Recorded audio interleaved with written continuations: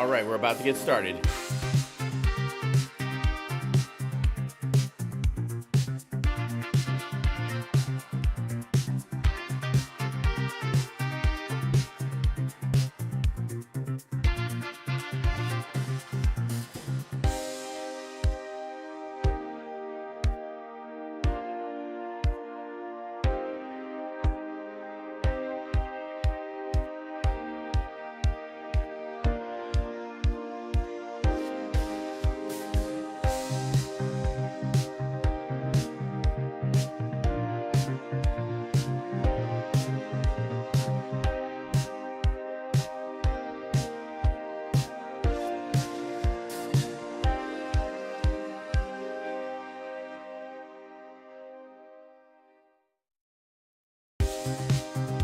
Okay. All right, we're up on Substack. Instagram is still out for some reason. We don't know why.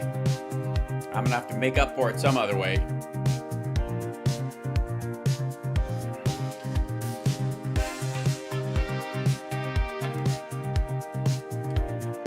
But it is there, so Substack people, restack me. Hearts.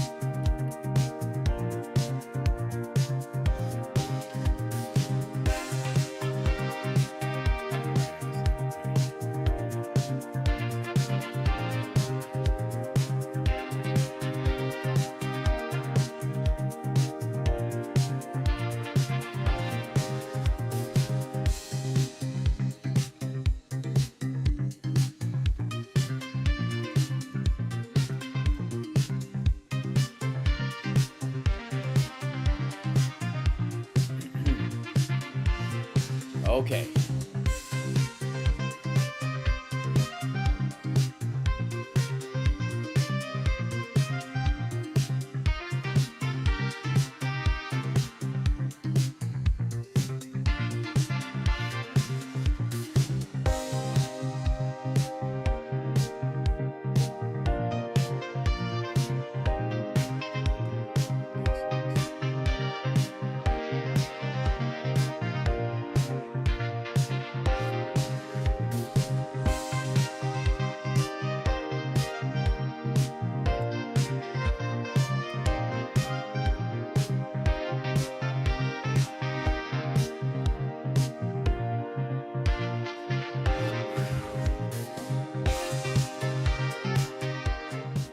All right, I'm gonna start us up. I've been in a coma for the last couple of hours, so apologies if I'm a little off my game currently because holy jamolies, that was a lot.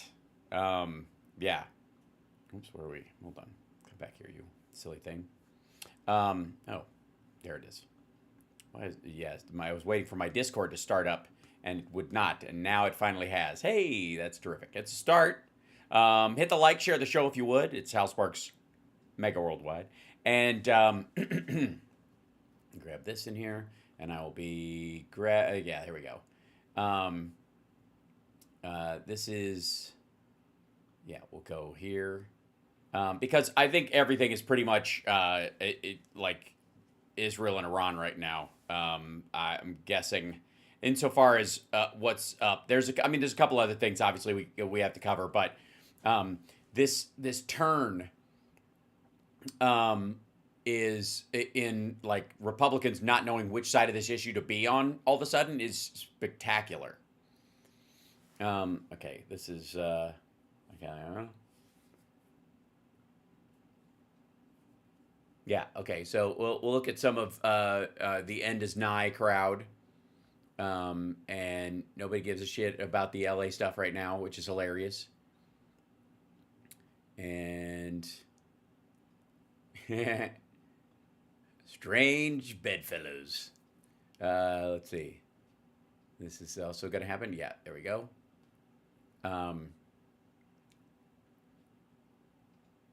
Yep.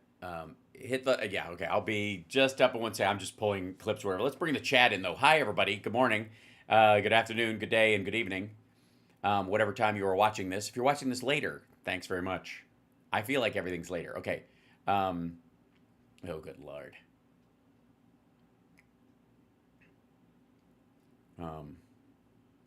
This one's yeah. Yeah.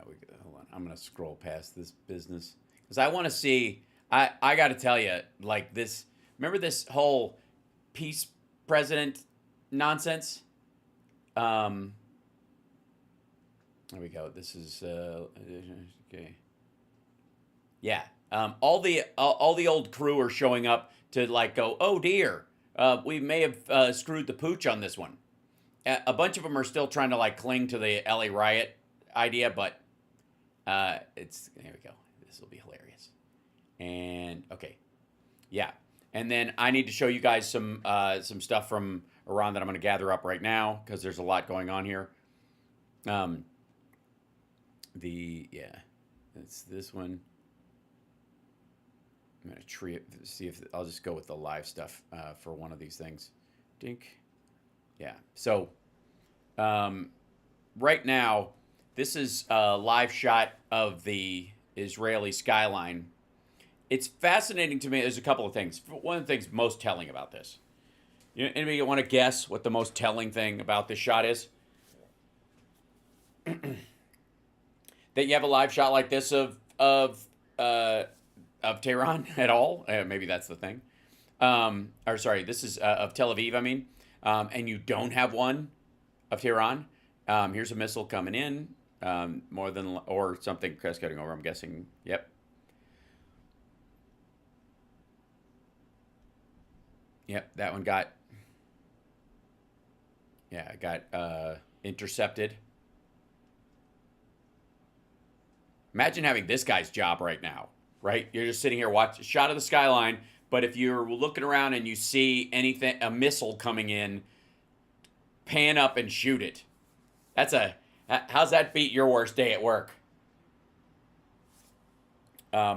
Hey, that's a bright light. Oh, it's coming right for us. Oh, it's not one they got. Right. Okay.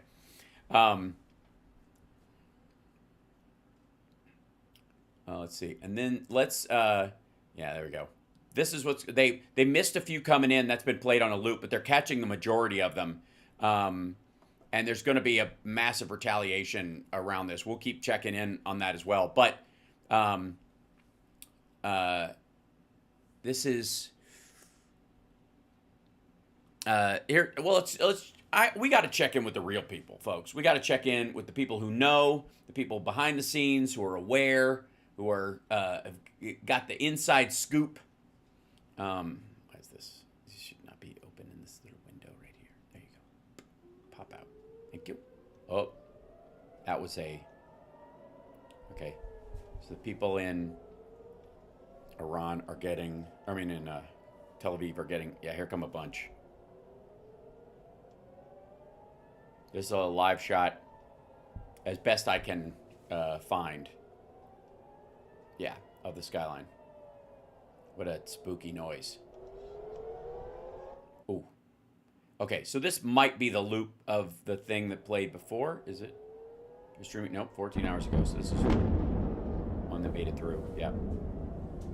Or they may be just looping the video that they had too, because it's the AP. Or that may have just happened. So we may have seen a missile just strike Tel Aviv.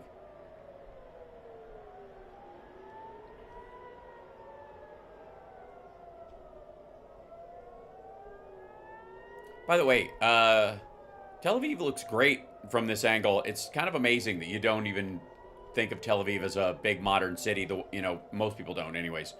They see pieces or shots like this most of the time. But they don't see the big kind of wider shot of it. There is no equivalent Tehran shot right now that I can find, but we'll look. But let's check in with some of the people who are, huge fans of Trump. And I'll turn off the audio on this and just let it run. And I'll pause it because we'll run in the background. But, heavy hitters like this dipshit. Tim Pool's video is called Israel Strikes Kill Top Iran Military. Top Iran Military? So I guess the Iran military is gone. They killed the military. Leader works. You throw that word in there, I guess. Iran retaliates, all caps. Trump warns, more to come as World War #, fear growing. I'm very scared that we are entering in World War hashtag. The hashtag wars will be the ugliest and will require more trivia knowledge than any of the other wars here to date. Hashtag Doge is a heist. Hashtag RIP Portland. Hashtag RIP LA. I think he meant to go for the 3. Somebody was typing fast over at Timcast. Hey, they only make millions over there. They've only got 1.7 million subscribers and 155,000 views in 8 hours. Last night, Israel launched precision military strikes on Iran, taking out their top military leadership, as well as their nuclear capabilities and several of their top nuclear scientists. Ladies and gentlemen, give it up. The Emmy Award for Best Nightly Anchor Audition Tape goes to Dimpool, doing his best impersonation of a real anchor person that he can muster. Don't worry, it will fade. So right now, the question remains as to whether or not the U.S. is actively getting involved, with rumors circulating that the U.S. and the U.K. have launched fighter jets to... Hey, by the way, you ever notice how last year it was the Biden administration, but this year it's the U.S.? Like somebody else besides Trump is making all this shit happen? That anybody else notice that? All of a sudden it's the U.S.? Back then it's like Biden's doing this, Biden's doing that. Now that Trump's in charge, it's the U.S. Intercept Iranian strikes on Israel. I believe this to be untrue, but I don't know for sure, as it has been reported by a handful of people, though I can't find any other official sources. We just have social media sources claiming this is the case. Now, Donald Trump... That's not good enough for you? So, sorry, Mr. I don't believe the traditional media. The issue you have is that the online media is saying this, but you can't find the New York Times article on it yet, so you don't believe it yet? These motherfuckers. Marco Rubio, the U.S., has denied any involvement in Israel's strikes on Iran.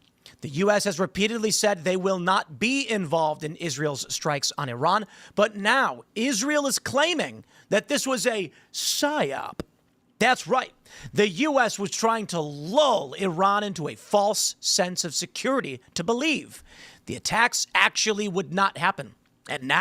Why? That's... Okay. He read this online from somebody trying to, make Trump look like a tough guy. No. That wasn't what it was for. Like, Trump wasn't saying, I don't know, they better be careful. He was like, yeah, well, date's up tomorrow, and, we can do it the other way, but it would be terrible. Now, Donald Trump is warning Iran. You make a deal, a nuclear deal, otherwise there will be nothing left. Well, I'm sorry, what source are you using for that? Because I believe that's a mainstream media site that you have mocked before, so you're not allowed. I don't know for sure exactly what's going on. I'm so glad we tuned in. Okay, fuck you then. There are so many of these guys. All right. There's any circumstance where there's breaking news or a new development where there are elements you can't know yet, but you can make educated guesses. Nobody's against that. And if you have a history of, maybe this is the problem for them, have a history of knowing what you're fucking talking about, you can make these educated guesses and go, within my limited knowledge, this is what I see happening. This is the potential. This is a possibility. This may not happen. We will see. And if this happens, it could lead to this. And if this happens, it could lead to something else. Most of the time, these assholes are like, I don't know what the fuck's going on. I don't know. I was selling this whole Trump is basically Jesus. And now I'm eating shit over the whole thing. It's just, I don't know what I was thinking. They haven't sent me a talking point. And that was Charlie Kirk's problem. These guys have not gotten marching orders yet. So they don't know how to talk about it. There are other people who used to get marching orders, right? And let's see. Like this dipshit. Yeah, you remember this guy? Rapey McFivehead over here? Yeah, who's now on the Oral Anal Network or whatever this is, the Orange Anus Network. 6th round of U.S.-Russian nuclear talks this weekend. Not so much. This is, you got to remember, he was allegedly, one of these Republicans that was against the war hawks and the military-industrial complex, right? That he was selling that bullshit, mainly to buy himself some room from the ethics charges that were coming against him. But Matt Gaetz, war with Iran would be a terrible idea. And again, no one takes him seriously. But you'll notice who's on the out. Who doesn't have a direct line to the presidency anymore? Who's been broomed? Now, he wasn't broomed for this reason, obviously, but he certainly isn't one of these insiders. He isn't one of the people who's inside the room when this is going on, and he used to be. But let's see why he thinks a war with Iran would be a terrible idea. The world may be on the brink of war between Israel and Iran. Will the United States join that conflict? I've got experts here to discuss. Plus, the entire country is watching the battle for Los Angeles, Ray John. We've got key polling data regarding the political fallout. Plus, Congressman Andy Biggs. There's a lot of pluses tonight, and it all feels like minuses. Also, why does this all of a sudden feel like a college TV broadcast that he has to do for credit or he can't graduate on time? Drops by after a big hearing with the sanctuary state governors. It's all next on the Matt Gaetz Show. Let's do this. Let's do this. Let's get it over with. We're shaking up Washington, D.C. What was that? Wait. It's all next on the Matt Gaetz Show. Let's do this. We're shaking up Washington, D.C. We're breaking the fever. You ever watch this guy on television? It's like a machine. He's great. Matt Gaetz. You can't get a newer quote? Is the United States on the verge of war with the Islamic Republic of Iran? Oh, gosh. Let's see. Is the United States on the verge of war? That's a tough question. I might have to call a friend. The United States. Is this for the whole thing, or is this just part of my score? Is there a round two? Oh, shit. Well, let's see. We used to have a nuclear deal with them, and then some asshole got rid of it and didn't have a replacement, and still doesn't. Shit. God damn it. How are we? It's tough. I know this is. Let's see. Hold on.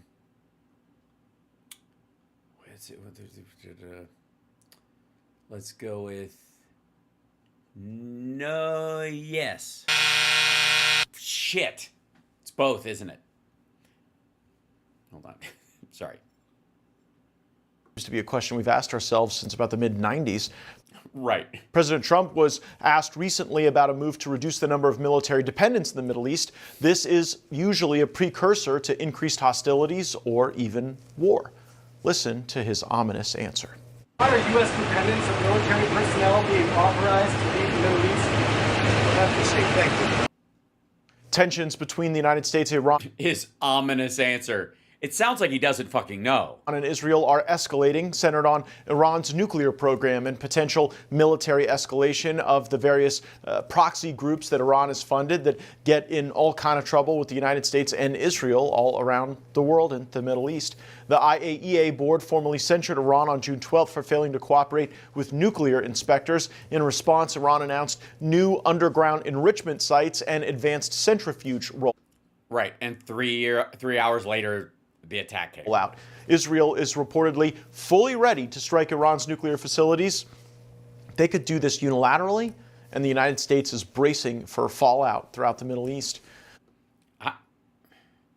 This was posted 6 hours ago. Is this like an LA story when Steve Martin pre-taped the weather? The United States intelligence indicates that Israel may proceed without coordination with the United States. I don't know. I don't necessarily buy it. Chat room, what do you think? They say that Israel might attack Iran.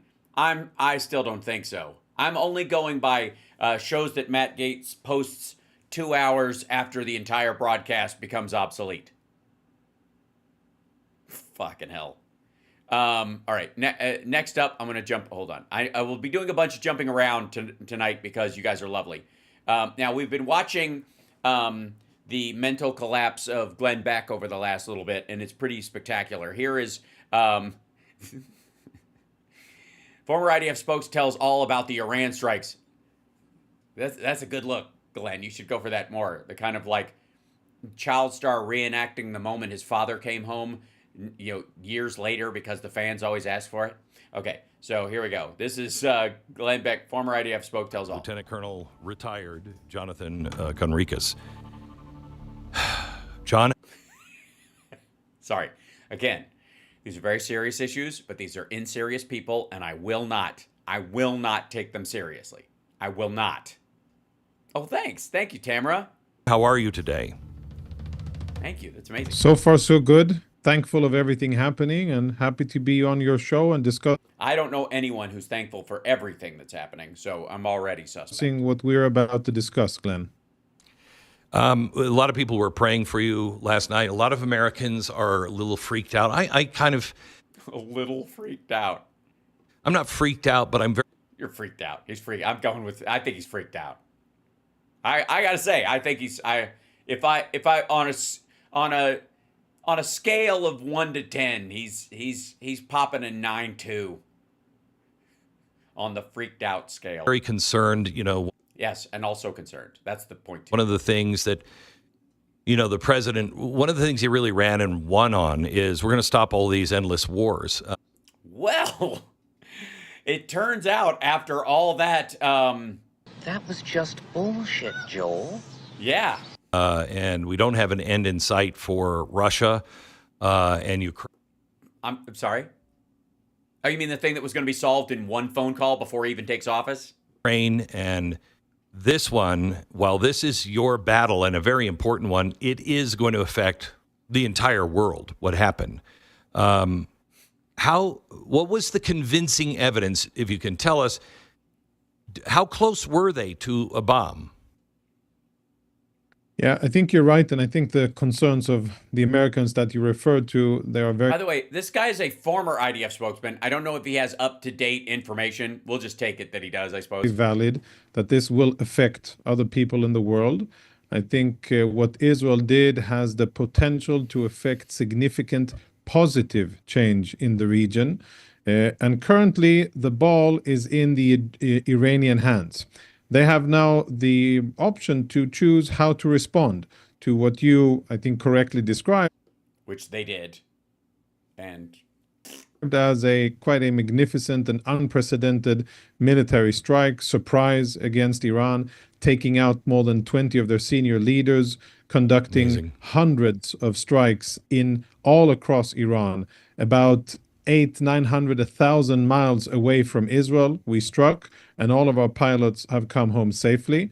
Many months of preparations. yeah, one of the big questions right now is how they managed to do that. And the obvious answer is the last time they struck was destroying the anti-aircraft and anti-missile battery stuff that they had in Iran. They basically wiped it all out. And Iran was supposed to have the ability to build it back in a very short order. They apparently didn't or couldn't. And many years of collecting intelligence, Mossad and Israeli Air Force cooperating. Yeah, I'm this guy, Jonathan. I'm sure you're lovely. Thanks for the details, but I'm really here for Glenn Beck's prepper panic. Together here, maybe also special forces on the ground. But bottom line, this is a really, I think, an historic operation that will be studied by military experts. Yes, of course, like World War I or World War II or the Korean War or the Vietnam War or 9/11. Like things that are studied in history oftentimes make a big hole in the ground, especially when there are things like this. So I don't know that that's making him feel any better. But we'll leave that aside for a second and address the concerns of people. Now, mainly Glenn. the Iranians have to decide. What are they going to do? How are they going to respond? They've tried to respond by sending about 100 drones. They've been intercepted. And now we're going to see how the Iranians are responding. And the president, I think very correctly, tell them, well, you got the option of going and making a deal because you, the Iranians, are not going to have a nuclear bomb. And if you continue going down the path of violence, then this will end badly for you. That's what the US president is saying. Now, in terms of what, the tipping point was, Iran has been dashing for the bomb for a long period of time. I think the Atomic Agency report that verified that Iran is not only enriching uranium to weapons grade and has enough fissile material for at least 10 bombs, but that Iran I heard at least 9. I think 1 is a problem. But is also in non-compliance when it comes to their obligations. Right. So Trump's 60-day thing and the corresponding report from the IAEA was the green light for this situation. And there is a legit question as whether Trump knew anything about this. And I think it increasingly points to whether he knew about it or not, it was going to happen. And so he'd rather just ignore it. To allow international supervision of their sites. And I think that and a lot of intelligence that we will, I think, have declassified in the future was the tipping point. And at the end of the day, this has been, months, if not years in the making. Iran has an open goal to annihilate the state of Israel. They say it clearly in Farsi, in their language. We know that they mean business. And we also know that if we allow them to develop the tools to do so, they might be tempted to use them. And that is what Israel has today started to unravel in terms of those Iranian capabilities.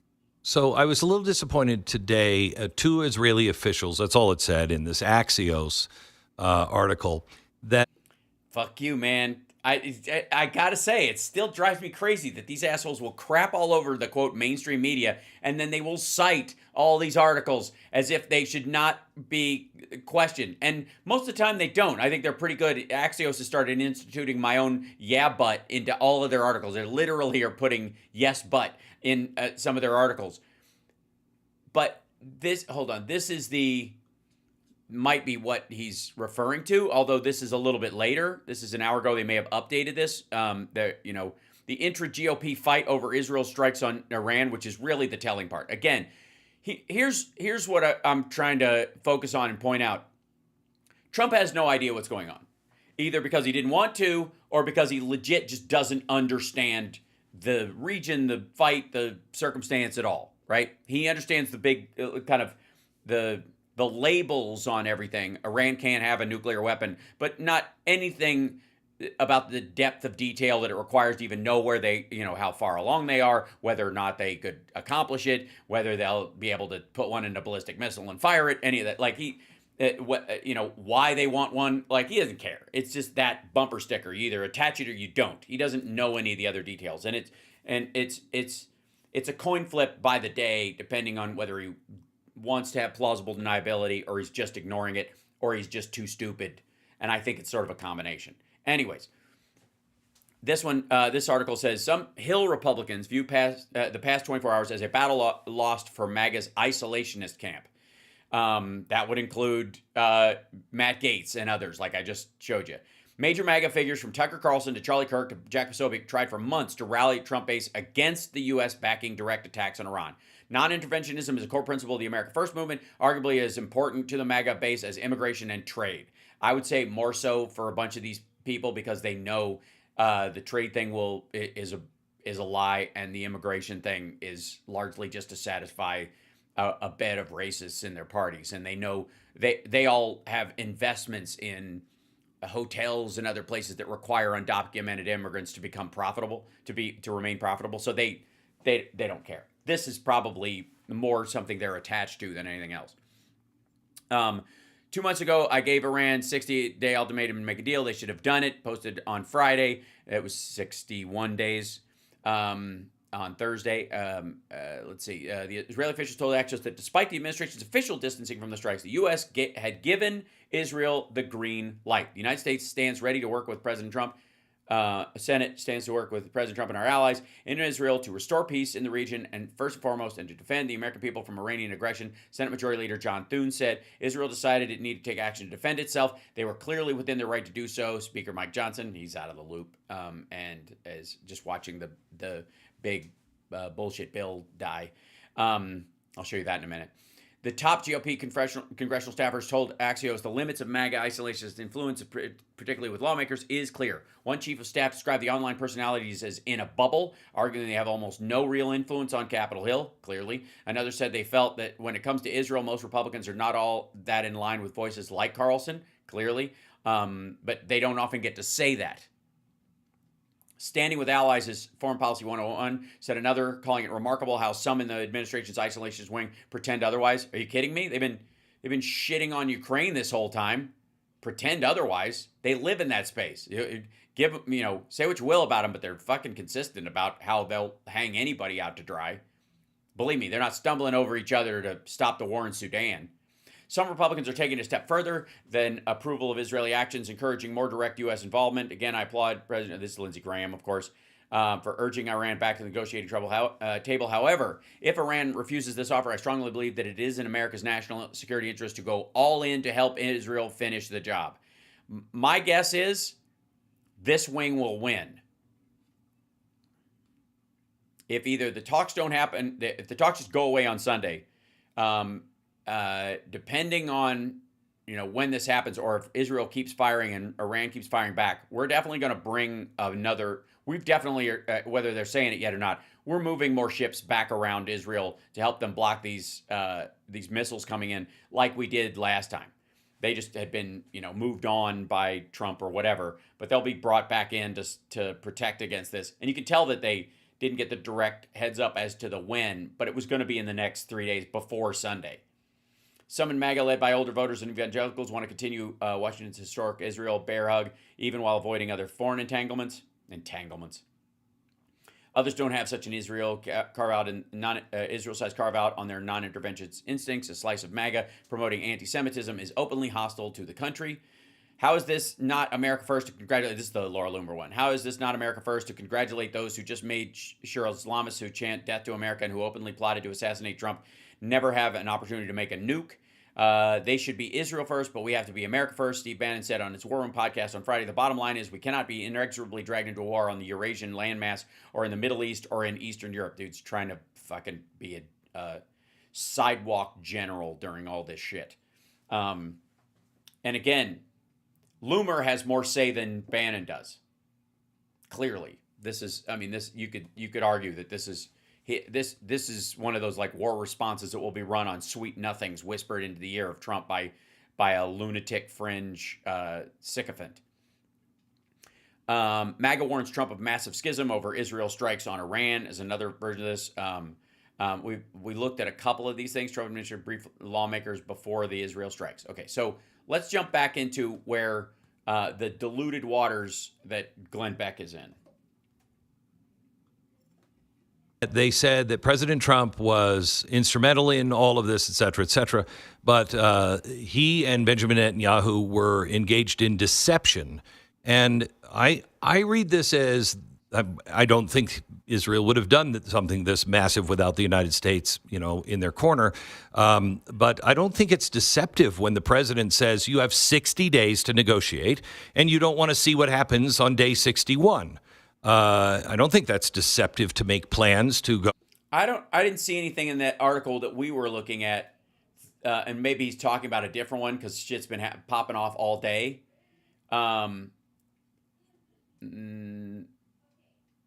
Maybe it was the Trump to Axios one. I asked Trump, what he's saying. Gave him the 60 days. I gave 61. He argued after a couple of weeks. We talked about this one earlier this morning. I think this is the article he's citing. Okay, so this is what I think he's referencing. There's a line in here. The intrigue. Trump spoke with Netanyahu on Friday for the first time since the attack. Trump declined to provide details about the call and didn't want to say it. Netanyahu said on Friday that he and his top advisor, Ron Dermer, had numerous phone calls and meetings with Trump and his team ahead of the strike in an effort to get at least tacit approval. I leave the U.S. position to the U.S. I told the president that surprise is the essence of success. What are they gonna do now? I leave it to President Trump. He made clear that Iran must not have a nuclear weapon. I think that whole surprise is the essence of success idea is the issue. Is what he means when he's saying that they were involved in some sort of subterfuge. In on day 61, he kept giving them the same warning over and over again. Do you read that as deception or a negotiator that is telling you the truth? Okay, again, this is him trying to seek some kind of way to patch this shit after the fact. Now, things are bad when Steve Bannon is interviewing Mike Flynn again. Yeah, QAnon acolyte. Knight of the High Order of the Dipshit, Mike Flynn, who took an oath to QAnon over his oath to the United States. He goes, this is a level of devastation not seen since World War II. This is the same rhetoric everybody seems to be using, and it's very odd. Donald Trump is about to cement his status as the greatest president in history. When he releases the United States hidden... Wait, is this Bannon without his wig? Sorry. Here's how you can get the closest and fastest shave ever. Meet the Baldy Pro. This head and face shaver what am I watching? 10,000. We've got about 2.5 minutes for a short intro, and then we'll dive into the weeds. But give us your 2.5 minute overview of what's going on overnight, and we'll come back to you to get in the weeds a little bit. Thanks, General. Yeah, very briefly. This war is going to go on in the Middle East for at least another 2 weeks. You're going to see a level of devastation that we have not seen probably historically in many people's lives, probably since World War II. I gotta say, I'm gonna kind of go with bullshit just because of the size of the cities and the places we're talking about. I don't think Israel is gonna level Tehran. There's not the same kind of, it's not the same. There aren't tunnels under the place that they have to go after. They're seeking other sites, most of them outside of cities.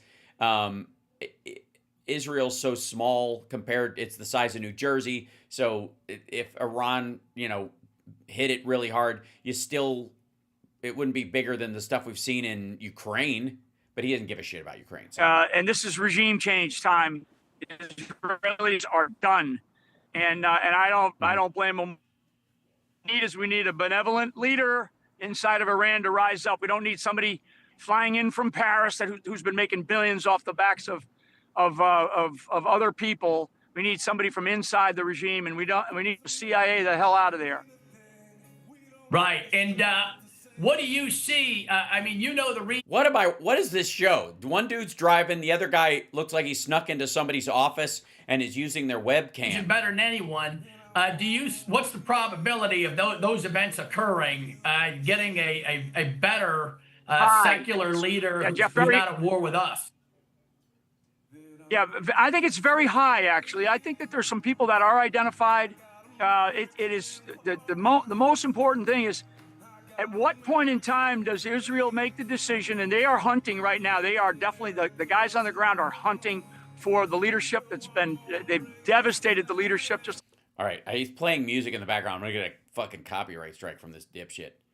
The Israelis need whatever they... Is this just playing in his car? Whatever capabilities they need, because this thing is really the Obama. They've had years. So Israel showed massive... I like the Christian man, the value...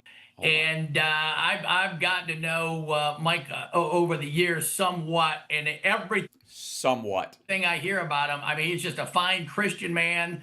The values and virtues, when you're putting men's lives at risk, I want him in charge. I know he cares about God's will, and so yeah, he's got all the religious piety of Martin Sheen in the Dead Zone. So, Mike, thanks for being. The missiles are away. Hallelujah.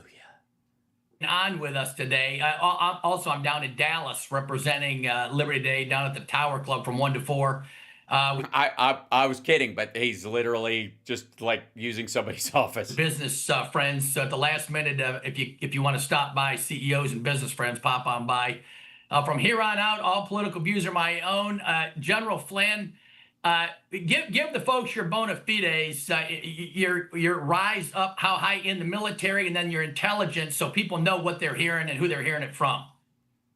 Yeah, I've served almost 3.5 decades in the world of intelligence, special operations, airborne, 5 years in combat operations, served operationally for the majority of my life.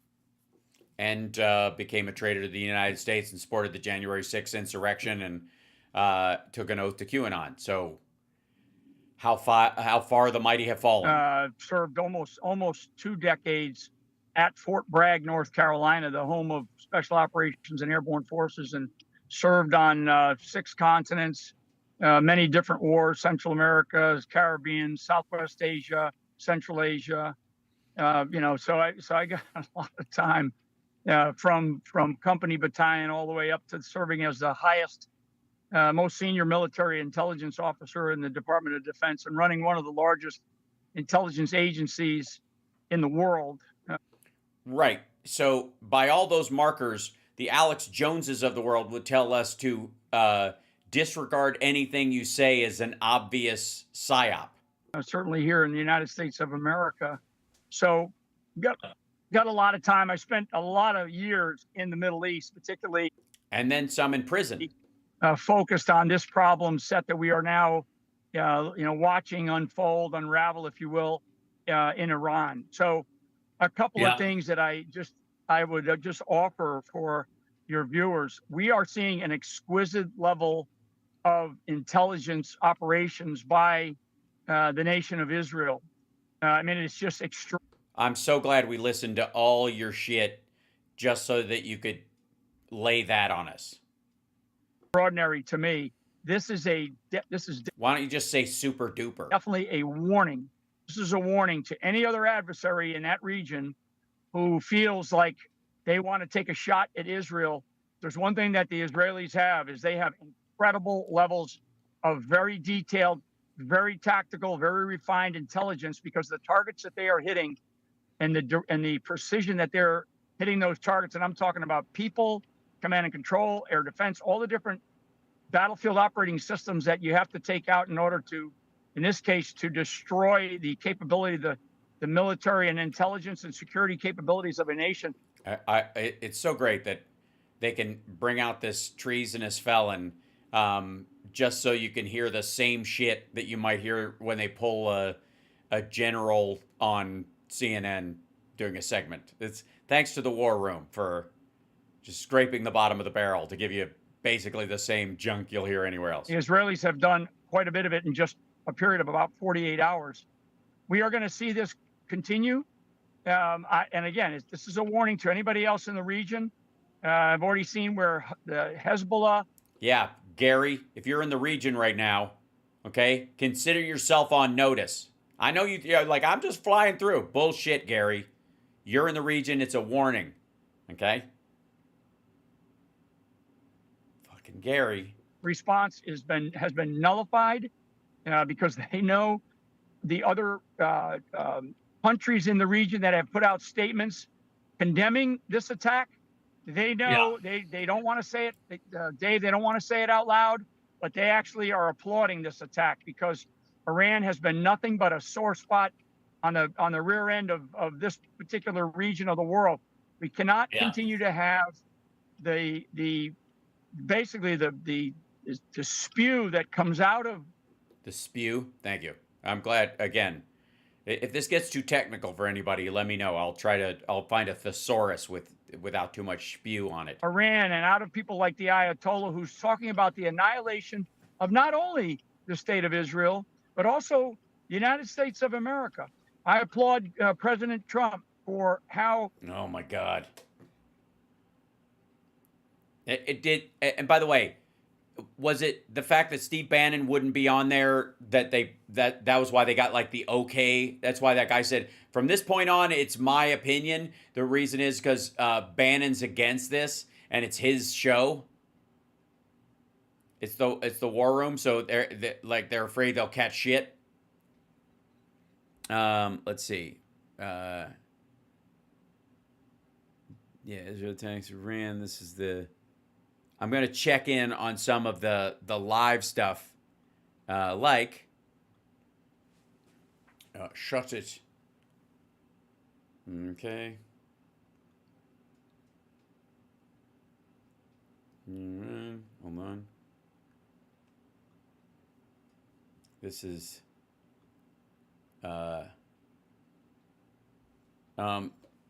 somebody that used to get the I guess appreciate the illusion of left-wing support because they didn't realize what a shitheel he was, and effectively again delivery system for Edward Snowden to spend his dying days in Russia via China.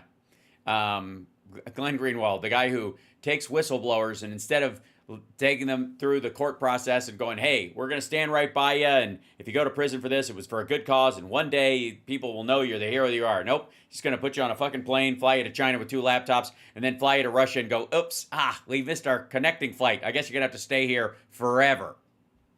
Oh, that was the point the whole time? Anyways, so this is... exclusively here on Rumble, the free speech alternative to YouTube. Today's most important... It's you know why there's free speech on Rumble is because no one's listening, so you can't get in trouble. You know, news is obvious. Israel last night launched a major military assault. Is your microphone broke? His mic's broken.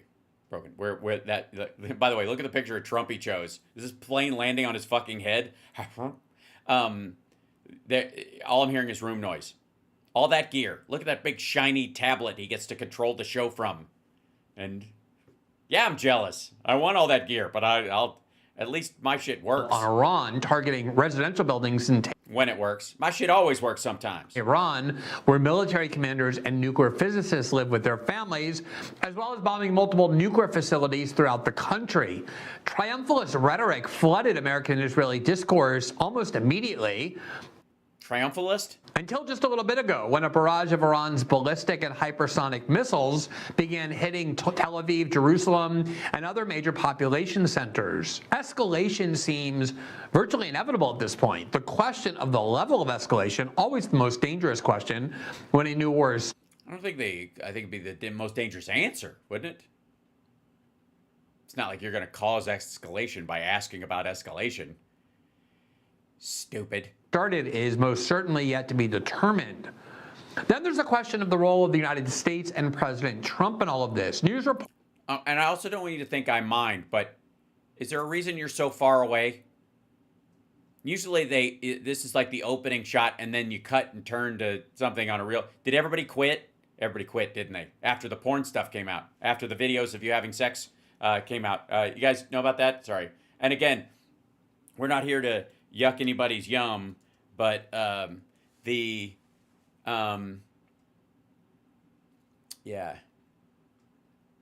Daily Caller. This is the... They're not kind of sparing him anything. This just happened, in May.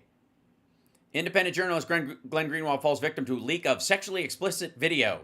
Last night, videos were released online depicting behavior in my private life. Some were distorted and others were not. They were published without my knowledge or consent. This publication is therefore criminal. I agree. This shit, it's not. I'm not here to yuck anybody's yum. It's up to you or whatever. But this is, again, if you're on our side of the aisle, you tend not to run into a wall about this stuff. On his side of the aisle, he's a gay man with a husband. He lives in Brazil because fuck America, apparently.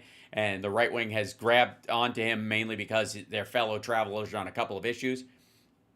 One widely circulated video depicts Greenwald, an openly gay man, dressed scantily in women's clothing. On his knees, a man speaking Portuguese verbally degrades him and then demands Greenwald send him 10,000 Brazilian real, which is nearly $1,800. Greenwald complies, and the video shows him sending the money via PayPal. As for the content of the videos, I'm not embarrassed or regretful about. Who cares? Prostitution is legal. The only wrongdoing here is the criminal and malicious publication of the videos. It won't change my work. It just gives him a new angle to continue working. I wish there was a way I could adequately express just how monstrously tyrannical Brazil's chief censorship judge has become. He's banned on X from Brazil and ordered critics imprisoned. Well, then why do you live there?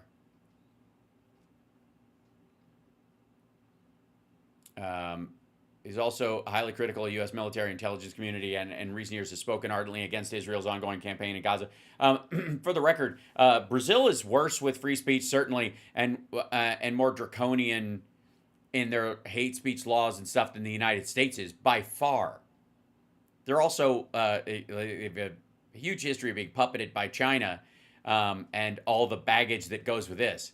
But who gives a shit? Anyways, so Glenn just went through this in case you guys are wondering. Maybe that's why they're staying wide in this shot.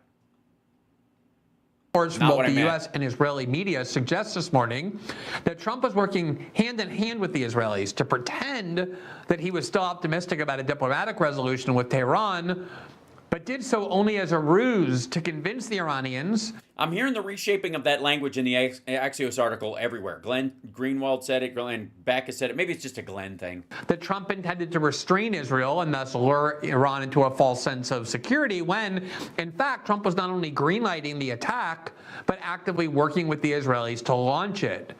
President Trump's own statements today proudly boasting of the success of the attack, along with his own concrete actions such as ordering U.S. military assets into position to yet again defend Israel, strongly bolster those reports and clearly indicate a direct U.S. involvement in this war between Israel and Iran.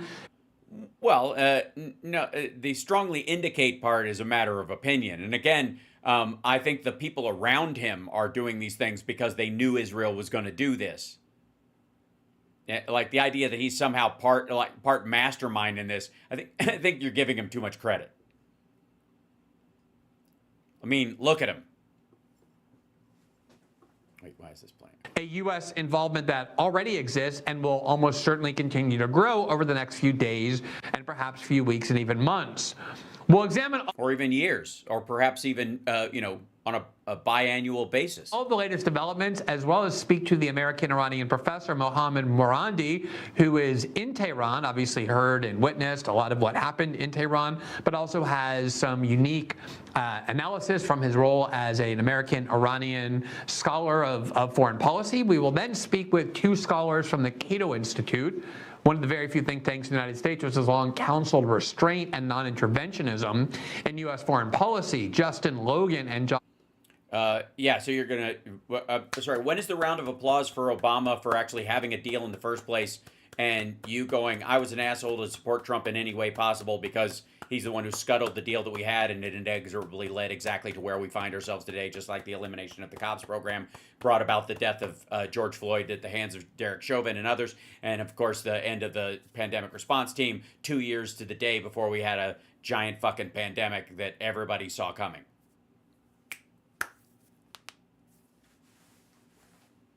I'm sick of these guys. I'm so fucking tired of these guys who are like, it's again, it's America. Now that Trump's in office, it's America.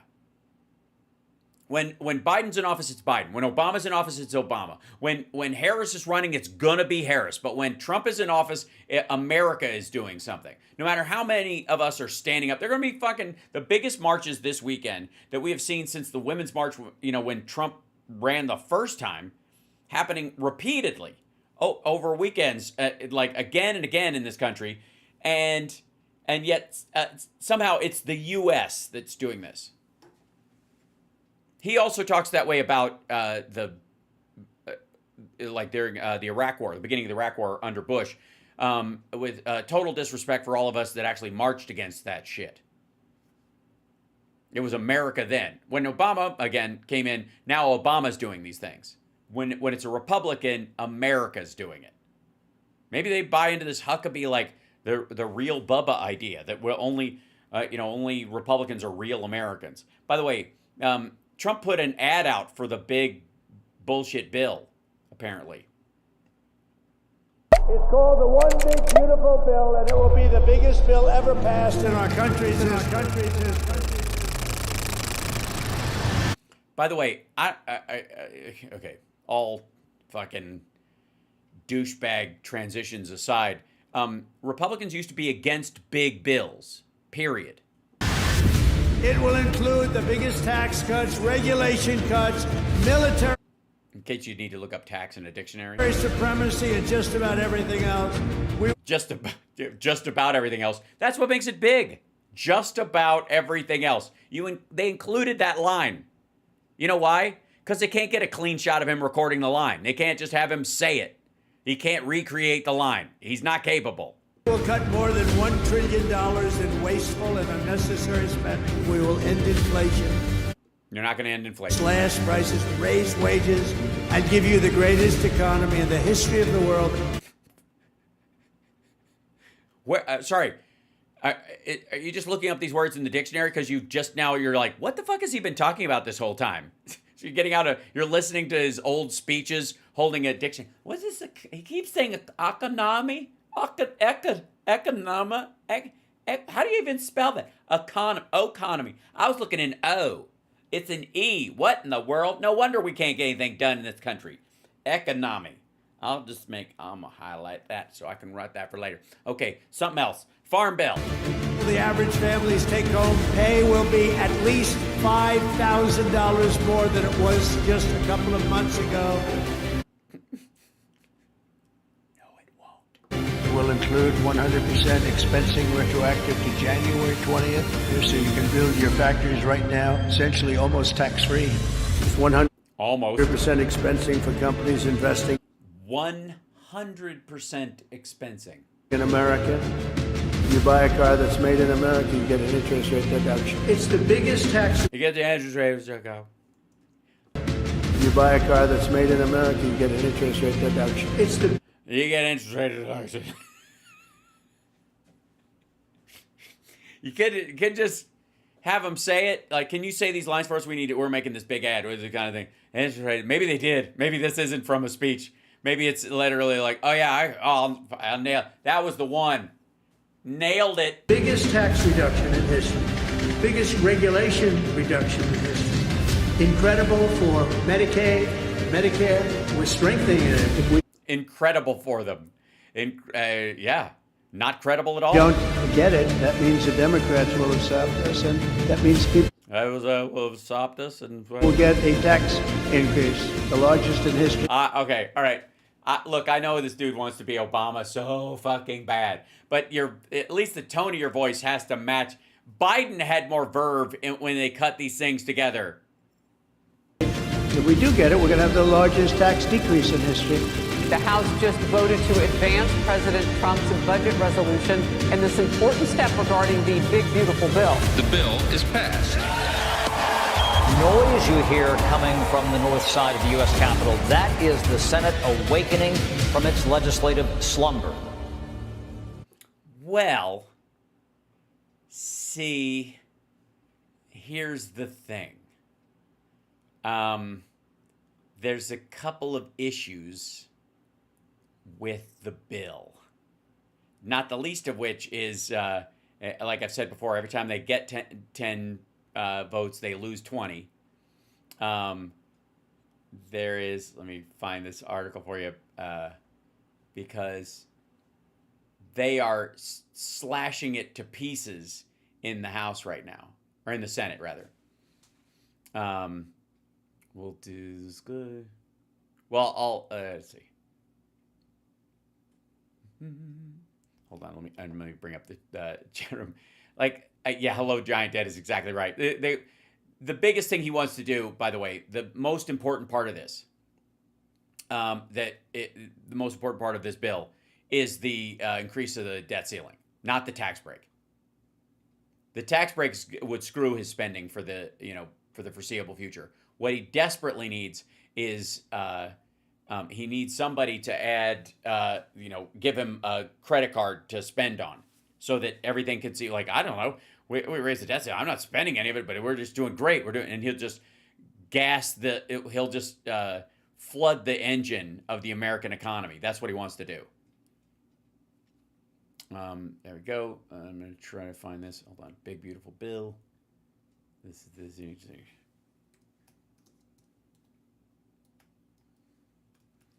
You'll have to excuse me because I was sleepy today because I just slept 3 hours ago. Yeah, there you go. This is it. Okay, so this is ABC News. This is one of the key ones. 5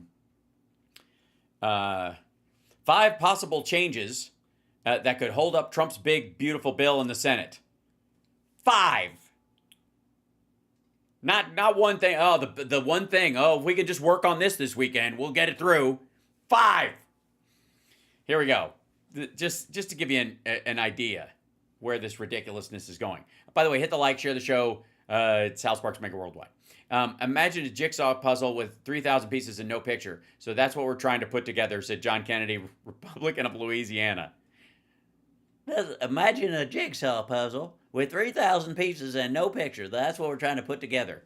They met for 2 hours on Wednesday to hear updates from committee chairs about proposed changes to certain portions of the House-approved package. Very few details are locked in. But senators received an overview of the general direction of the provisions in the bill. The general direction the provisions in the bill are taking. Senate Majority Leader Thune said the bill would rein in the cost of government, blah, blah. I think a lot of people never thought it was possible. Right, they still don't. This will be the biggest spending reduction in mandatory spending in history, so we're working to that end. And I said on the Will Cain show, SNAP, they're going to, changes in the bill to lessen the burden on the states imposed by the House's SNAP proposal. Boozman said that unlike the House bill that would require states to share 5% of the cost of SNAP, the Senate proposed does away with the cost share. Those states with high error rates would still have an obligation to share costs. And why is this? Why do they want to make states have to share in the cost of SNAP, or remove it rather? Because Republican states would be screwed by this. That's why. And senators traditionally have a longer career and a more expensive run than House members do. Work requirements for families of young children to qualify for SNAP would also change, now being implemented for families with children over 10 instead of over 7. The changes to the House proposal would mean that the savings from SNAP changes implemented in the bill are about $20 billion less than the House's version. So the $20 billion added onto the stack. They say the Senate has not coalesced on a new cap, but senators have signaled the number would be well beneath 40,000. So if they cut 40,000, they lose about 30 votes in the House. There will be a number specially discussed other than the House's 40, and it's a lot. No surprise, there's an interest in reducing it, said a Republican from North Dakota who is a low-tax state but a low-revenue state as well. Like the fact that if you're from North or South Dakota, you should be fucking embarrassed to talk about tax revenue. Because your state doesn't do shit. Your whole state drums up about as much as Brentwood, California. It's likely it will do less, and that's how specific it got. That's it, yeah. From the Senate GOP's calculus, lowering the SALT cap is an easy way to win. Easy win since it helps to cut costs from the bill, and there are virtually no Senate Republicans from blue states with especially high state and local taxes, right? But they're not going to get Democrats anyways. But back in the House, they might have to, and or quite frankly, they have red state Republican or red district Republicans in blue states. But slashing the SALT cap could make a perilous path forward in the House, where a number of centrist Republicans—that's a funny word for them— have threatened to withhold support if the Senate touches the cap. Right. 30 votes, fucking gone. If they cut the cap. Border funding. Rand Paul is one of the Senate's biggest fiscal hawks. As such, one of the biggest naysayers. He's also chairman of the Senate Homeland Security Board. Told reporters he advocated lowering the amount of money allocated for border security. I presented my ideas that we should immediately accept the $150 billion for border security, but that we should look at how much a wall costs to build. Maybe we could find some savings there, but Senator Paul's numbers are just not realistic, said Lindsey Graham. Medicaid, of course, changes remain an open question. Isn't that adorable? An open question. Thune said he's working on getting Republicans on the same page about Medicaid cuts. Yeah. See what I mean? I think the phrase is fucked into a cocked hat. So the idea that ad you're seeing, this Trump ad that I just showed you, is not for Democrats. It's not even for independents. It's for House and Senate members who are pissed of what the cost of this thing is going to be. Now, let me grab one more thing. Okay. Now, normally I would like to find, sort of the message makers in these situations to see where the message direction is going. But I'm just going to have to settle for the biggest wiener in the Senate.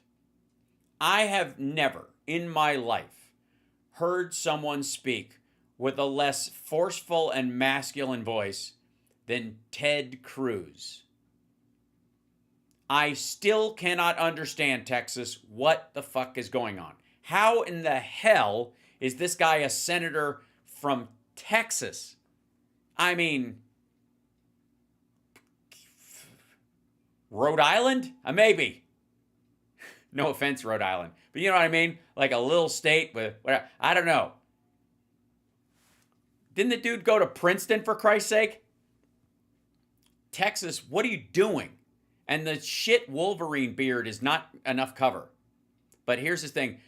Iran gave the middle finger to Trump, Ted Cruz, and so that's why we're at war. So throw out, Mike Flynn and Glenn Greenwald shit. Just go there. This wasn't about a 11D chess or any of that shit. It's just Iran gave the finger to Trump, and so they're getting what they deserve. Well, to me, Senator, you know more than I do, but my sources were very clear.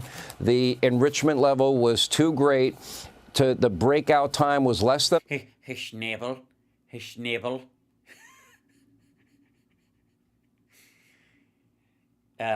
Sean, thank you. I want to thank you first of all for waking me up from a nap where I was the world's most useless superhero.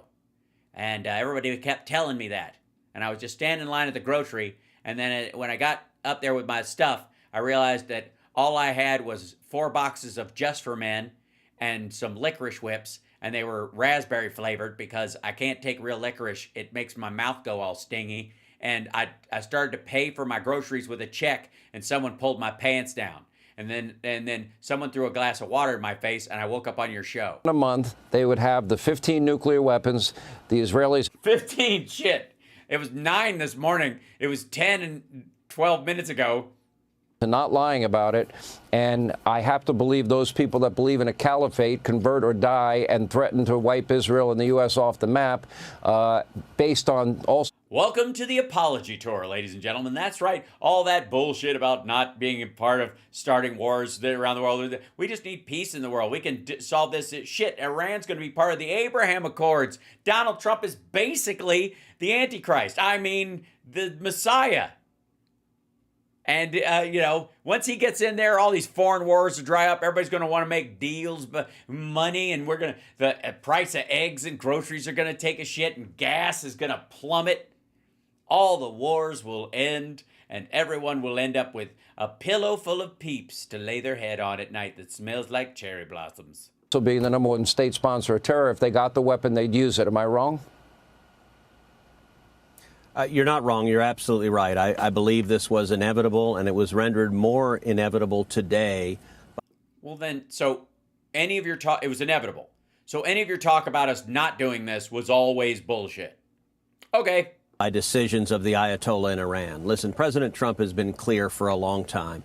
that his red line is that Iran must completely dismantle their nuclear capacity, must disassemble their nuclear centrifuges where they are enriching uranium. And President Trump made clear they could either do so peacefully through diplomacy, or those centrifuges would be dismantled kinetically through military conflict. Again, if you'd listen to this, you'd almost think that Israel didn't do the strike at all, that this was us. This is a sitting U.S. senator on the highest rated show on Fox. We're seeing the latter tonight. And this morning, Iran publicly stated no, they would not dismantle their centrifuges. And in fact, they said they would build more, they would enrich more.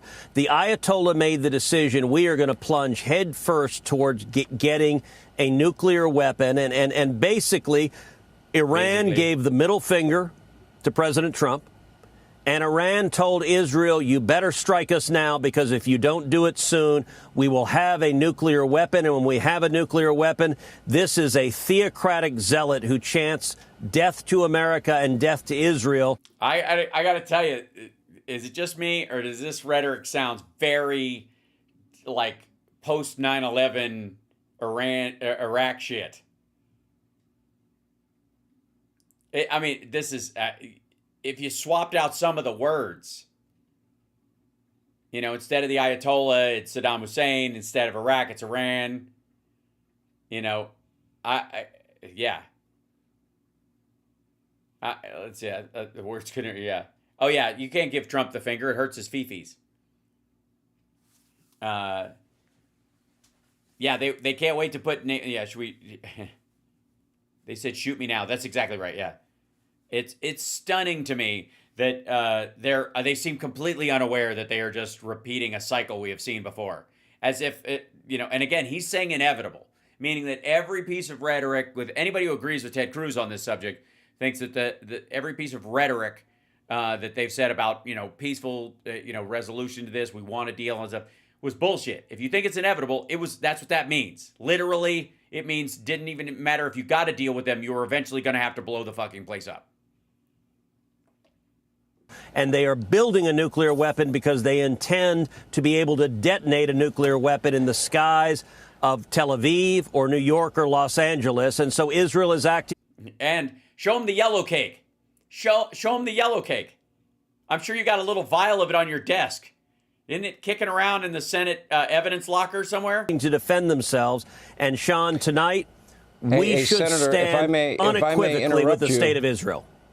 Senator, if I may interrupt you and then pick up your thought, Israeli news is reporting that Iran's military chief of staff has been taken out. Now, we can't confirm that, but Israeli news is reporting that at this hour. Look, Israel has an incredibly formidable military. They are surrounded. These guys are just getting a fucking semi over every detail that comes out. Never a full erection, because I personally believe they're incapable. It explains their personalities. But there are two, I wanted to show you guys, especially tonight, the kind of two competing, I wouldn't call them even ideologies. I don't know that there's any depth to them. That's the problem within MAGA over this particular issue. And it's not, I guess let's see, is there one way it could work out for them? Probably, like it's a very short attack and they forget about it and we don't get dragged into something bigger, or there's a Iranian response, there's a huge distance between it and the next big one with Israel, so they've moved on to some other shit in the interim, like the bullshit bill, maybe that. But short of that, these guys are staring right down the barrel of a gun that they're holding at each other's heads. This is a intellectual, and I hesitate to use that word with Republicans, Mexican standoff. By nations that would drive them into the sea and exterminate them. Iran's objective, the Ayatollah tells you what he wants to do when he leads mobs in chanting death to Israel and death to America. He means it. The head of Iran's nuclear program, who has since gone to meet his maker, many say at the hands of the Mossad, he had written into his last will and testament that he wanted written on his tombstone, "Here lies a man who seeks to annihilate Israel." That's the level of hate. And I will say tonight, I want to say to every one of your viewers, please, if you're a person of faith, pray for Israel. Pray for Jerusalem tonight. Fuck off. How about just pray for all the fighting to end? I think it would be the reason. Maybe pray for all the nukes to evaporate. While you're at it, if you're going to pray, I mean, go big or go home, right? Dear Lord, please turn all the nuclear weapons on Earth into warm, creamy nougat surrounded by graham crackers so that anyone working in those silos could just have at it. Great. That was just as good. Just as effective. Not that I don't believe in the power of prayer. It's just that I don't believe in the power of prayer coming from these dipshits. Oh. That's here. I'll show you. Well, I'll save that for a second. There's too much good stuff. And where is my Discord? Where are you? Okay, there we go. That's it. Okay.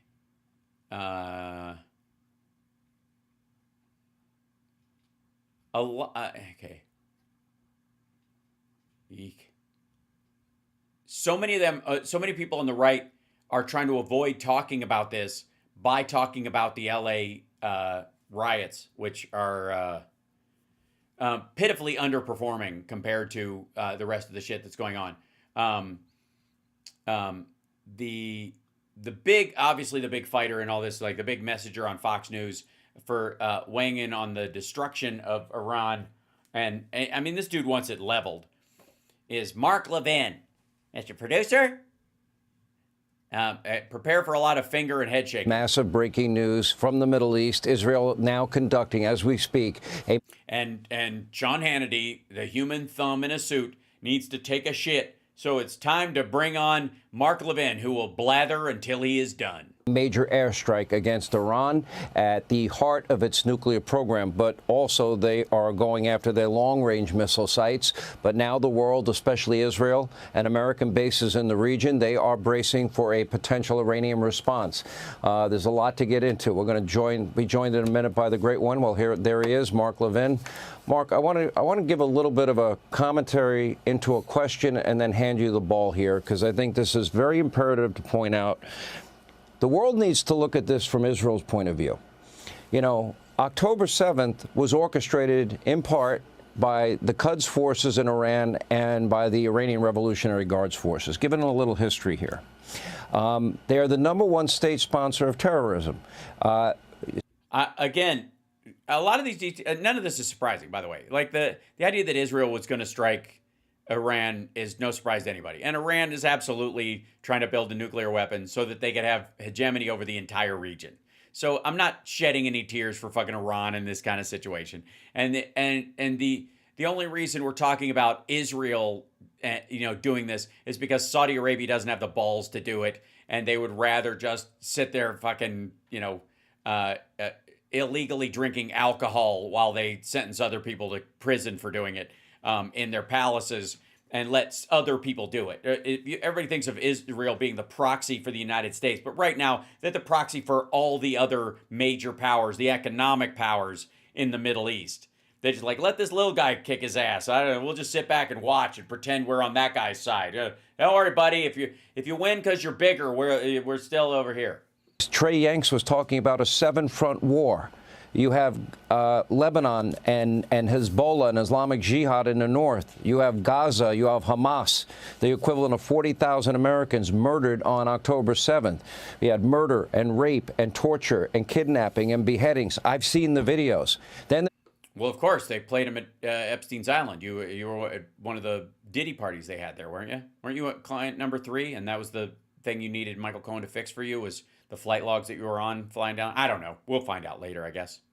Supplying weaponry to the Houthi rebels, then the Iraqi and the... Oh, by the way, through the Russian base that Donald Trump gave them in Syria. The U.S. base that Donald Trump left for the Russians in Syria, that's the junction point by which Iran gives all these weapons to these groups. It's like the crossroads. And he just basically said, lock up when you're done. Syrian militias, etc., and Iran firing missiles into this country on its own.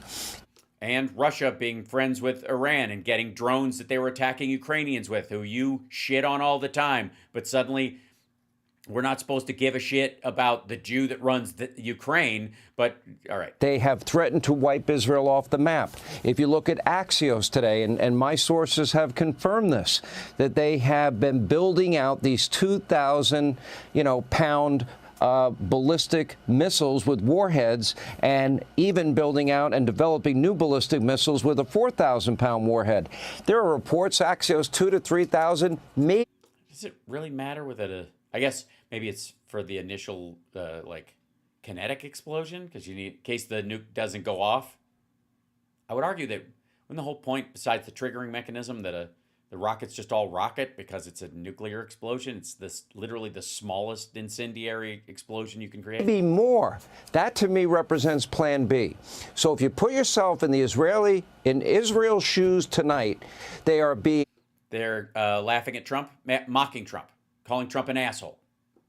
All the terror against them, all the threats against them, the head of the snake in all of this, that would be the Iranian regime. They're the ones that have started this. They're the ones fomenting this. I'm getting such fucking 2002 vibes. It's so stupid. And again, it wouldn't be so much like if they'd have just been honest about this during Trump's campaign and sold this idea look, when Trump gets in there, we got to kick Iran's ass. And I'm sorry how I feel about this, but this is inevitable. If they'd have talked about it last year, he wouldn't have gotten elected. And they know it. And it's the flip-flop around it. It's the 0 to 2002 that bothers me. They're the ones responsible. That and the shitty take and the idiotic response to it and kind of intellectual incapacity to process anything that's actually going on. That bothers me too. But mainly the other. Well, for all the death, all the destruction. I'll say one last thing. If only. Can you imagine if Mark Levin came on and spoke and then he was like, I guess I'm finishing the show. We're going to go right to credits because Sean is never coming back. He's just stripped off his clothes and wandered off into a field. And Mr. Producer, don't go to the video. Don't go. Oh. My prediction is Israel will be victorious. They'll be. Israel will be victorious. Victorious. As difficult an operation as this will be. I believe Donald Trump, if they dare lift a finger against one American, God help them, he will unleash hell. I would put... There's tens of thousands of Americans in Tel Aviv right now. Just saying. And Iran knows it. I put everything I had on that. Mike Huckabee's there, I think, and he's, according to him, more American than I am. So, and the Israelis do deserve our support, and they will have it at the right time, when needed, if necessary. But I will tell you, the world needs to ask itself a question, and I believe I know the answer. Well, then why do you even have to ask the question? Just tell us. I just got back from the Gulf states. I got back from Saudi Arabia. Yeah, you rode with Trump and were his personal news valet. It was gross. From Qatar and from the UAE. I talked to a lot of people, Mark. They want this regime out. They just don't have the courage to take them on because they fear Iranian hegemony in the region. I'll hand it to you. The Israelis had no choice from my perspective. What's yours? Okay, now it's going to get hot. Now we're going to get the voice of the youth. The Iranians are about to get their asses kicked, and it's been coming since Jimmy Carter. Tough guy. They've slaughtered Americans. They've slaughtered Arabs. They've slaughtered their own people. They slaughtered a lot of goats and a lot of chicken. I watched a lovely Iranian cooking video the other day, and it made me extraordinarily hungry. I may show it to you if you guys like and support the show. They think this is Joe Biden's administration, that they would get away with getting nuclear weapons, and then the world... No, they wouldn't. Joe Biden's administration was working towards a deal to make sure they didn't. They know Trump's in, so even if they sign a deal, he's not going to live up to it. He blew past the last one. Why would he keep this one? He changed NAFTA into USMCA, and then he now says it sucks and needs to be reworked. Why would anybody trust a deal with this dickhead? That's the, more than anything else, I would argue that's the hole Iran finds itself in. Because even if they made a deal and they took all this stuff away, Trump would just go, I don't believe you. Israel, go. Would sit there, wouldn't know what to do about it. You talk about ballistic missiles. Israel sees thousands of ballistic missiles. It can't defend against 10,000 ballistic missiles. And it's not going to sit there and take it. This Iranian regime is a terrorist Islamist regime, is an illegitimate regime. Did he say regime yet? Came to power through the point of a gun, and it expects to stay in power with nuclear weapons. Thank God we have Donald Trump as president of the United States. Sorry, what was that? Did we get a live feed from one of the rockets? Nuclear weapons.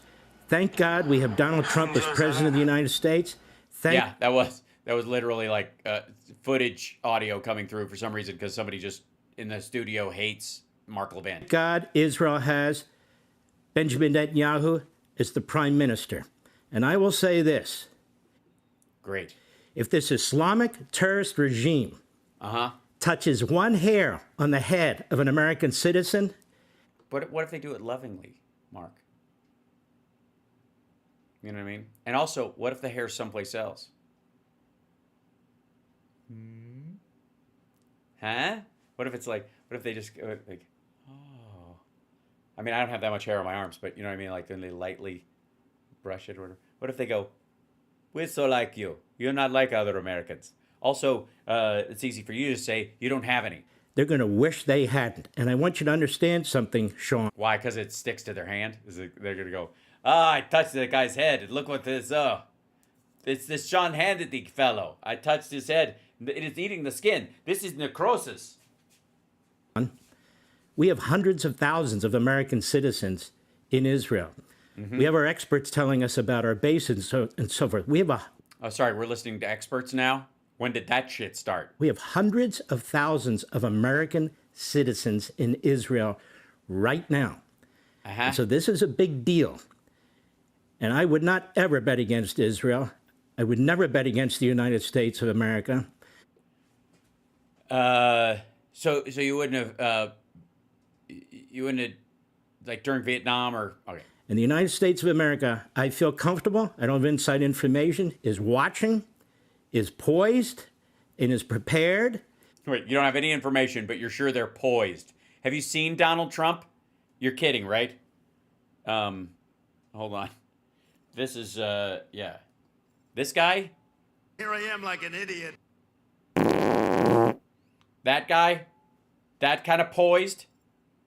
And this Iranian regime, which thinks that Israel should just sit there and take it, even though they have mouthpieces in our own country that have given them aid and comfort. I want the Israeli people to know the overwhelming majority of the American people They don't watch this show, Mark. I gotta tell you, they don't. Honestly, they probably watch more TBN than Fox. Yeah, they got a whole studio there. And they don't trust Rupert Murdoch, and they kind of don't trust Trump ultimately. That's why you could argue that they jumped the gun. Tonight are rooting for you. We hate this regime too. They've tried to kill the President of the United States. Yeah, they didn't try very hard. Now, this president, I think, has had enough. Oh, no doubt. He's like, I'm done. I'm golfing. This attack, I cannot believe, no inside information, would have... Right. Thanks. You don't have to keep telling us. We know you don't know what the fuck you're talking about. Gone on without us at least getting a wink and a nod. I want the Israeli people to know that. I want the American people to know that... How little you know? The fuck? We stand on the side of a free people, of a democracy. This tiny little country is now fighting a war for their survival. They're fighting a war for the United States because these intercontinental missiles are meant for us. How do I know? Because the enemy has told us. Oh, they're fighting a war. Wait, sorry, you have better intel from the actual enemy? Oh my God, Mark Levin is talking to the enemy. War for Europe. Europe that keeps trying to destroy this little country through the UN and their own laws and so forth. Try to destroy the United States through their own laws. Yeah, you heard that right. I'm not really that concerned. Wouldn't they do it through international law? I think just at least start there. This tiny, maybe move here, change the laws. Little country is fighting a war for the free world against this Islamic Nazi regime that's backed by the communist Chinese, that's backed. Wow, just everybody. Backed by the North Koreans, that's backed. That's by like trans people and union leaders and welfare queens and interracial couples and people who want their student loans repaid. They're all together. They're all in it together. By the fascist Russian dictator Putin. Putin. And we should be. Oh, you mean Trump's buddy? Supporting Israel every step of the way. I know in America we are. And I predict right now they had zillions of chances with President Trump, Steve Witkoff. They had zillions of chances to survive. This regime to survive. Sure. But they chose not to. You want to know why, America? Why? Why? Because you're an asshole. No. Why? Why'd they choose that? Why? Because they were always building nuclear weapons, despite what some of the propagandists in our country say. They always wanted them to threaten and destroy the state of Israel. Yeah, that's why the Obama administration was aware of this and wanted a deal where the IAEA inspectors could be in there. That's why Biden wanted that as well. So if you know that, then Trump scuttling it is the single... If there's one single thing that brought them closer to a nuclear bomb, it's Trump destroying the original nuclear deal. Period. Again, this asshole just lights wicks. That's all he fucking does. And to threaten and potentially destroy the United States. What are we supposed to do? What's Israel supposed to do? Oh, God, what are they supposed to do? Pack a lunch? Wait till they have nuclear weapons to find out? Well, obviously not. Well, they're not going to. And oh, well, good. Okay, well, then I was worried for a second, but I'm not going to. These ballistic missiles you speak of, these leakers to Axios, which are just undermining our country, undermining Israel, undermining our president. But these leakers who talk about thousands of ballistic missiles, think about it, America. Let's say a nation in Central America had thousands of ballistic missiles, and they'd already shot some at us. You'd think we'd take kindly to that? And that same nation was within. Why are the guys that were leaking about that from it that they have? Why would that undermine anyone? That seems like it would be just, functional information or propaganda to justify an attack to me, right? Within a hair's breadth of having nuclear weapons and building missiles specifically so they can... Oh, my God. Sean Hannity, pinch it off, man. ...reach us. Do you think we would put up with that for a second? Yes, I do. Well over a second. Perhaps for even hours. Well, just because Israel is small, they're not going to do it. It's a nation. No, they're not. Nation of warriors. Look at this poor country. They've been at war for almost 2 years. They didn't pick a fight. Their people were slaughtered. Look at this poor country having to deal with Iran. We've dealt with these damnable bastards in Iran for half a century since Jimmy Carter let them in. Since Jimmy Carter let them in. Hey, asshole. It was MI6 that deposed the Shah and left us holding the bag. Secondly, fuck you. Keep Jimmy Carter's name out of your mouth. Thirdly, if that's how you felt and this was been inevitable, I would like to state again, for the record, that any talk from this asshole or Sean Hannity or Donald Trump in their conversations about making a deal with Iran was always a lie.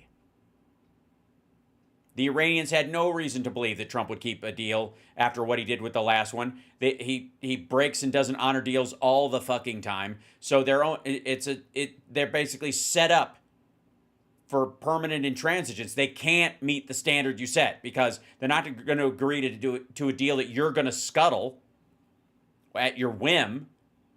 Basically demilitarize or denuke when they know you're going to come from them one day when you can guarantee that they have their pants down. So you put them in this situation where they cannot say yes to it, just so you can use it as an excuse to attack. And again, the way Levvin and Hannity are talking about this, it's as if Israel plays very little part in this, that this is direct U.S. action. This isn't even proxy. We may have... as far as they're concerned, launched these things. These are U.S. missiles launched from Israeli sites, but we pulled the trigger and pointed them the way these guys are talking. Now, I don't have any inside information, but that sounds like the way they're excusing it because they have to make Trump look like a tough guy. Killed our people. They've attacked our embassies. They've backed every terrorist attack against the United States of America. Israel wiped out. Well, not all of them. The Hezbollah. I don't think they had a part in Oklahoma City. I'm just saying. Chieftains who killed American Marines, they did that. Israel wiped out Sinwar and the others who were pushing terrorism against America and funding what's going on our college campuses. Think about what this tiny little country is doing and is up against tonight. Those countries in Europe that are organizing against Israel and want to create a separate Palestinian state, shame on you. Oh, yeah, you take it and you like it. You are damnable. You are naughty. A disgrace. Oh, it's brutal. You should be backing Israel. You should be supporting what they're doing. Just because you sold out your country, just because through immigration you've destroyed your country, doesn't mean Israel should roll over and play dead. The Jews in Israel, some of them survived the Holocaust. Many of them have family members who experienced it. They're not going to do it again. October 7th was the warning cry. Iran was behind it. Iran slaughtered those Jews. Iran did it. Iran slaughtered America. All right, then why were you playing along with Trump making a deal ever? That's the problem I have. Like, again, chat room, do you see what I'm saying? Like, there's two schools right now. One, we shouldn't be involved in any wars in the world at all, even places where we're needed, like Sudan, where we could actually save lives and stop, or Ukraine, where we can stop an aggressive force from murdering civilians. Like, they're like, fuck those people. and also, we shouldn't back any allies that we've previously had because screw them. We'll sell them weapons and they can do what they want. We'll just stop trying to limit what they can do so we don't have to ever send in troops or anything like this. We'll just insist that whatever weapons we give them, they use them with no rules of engagement. Kill as many people as you can in as big a hit as you possibly can so that we don't have to do this again because there's this like swipe right mentality in the White House that these are just fucking lazy people. And then on the other side of it, you got the Levvins and the Hannitys and Glenn Beck, who are all talking about this like, well, yeah, I mean, this was obviously going to happen, and so we didn't want it, Trump didn't want it, but it was obviously, I mean, there's no way it wasn't going to happen. So as much as we don't want it, we were preparing for it this entire time, and every time we told you that we were looking for another option, we knew there wasn't going to be one.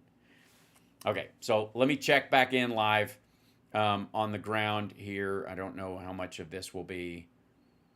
There seems to be relative quiet. Yeah. We'll see. This is that shot of Tel Aviv. I'm guessing there's going to be a spattering over the next little bit. Let's see if there's a lot of cloud cover, so it's hard to see, but it seems to have, died down for the time being. There's the last pan across that I can see in here.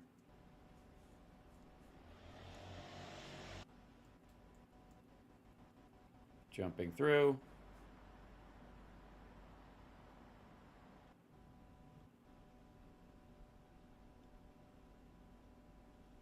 This looks like San Francisco.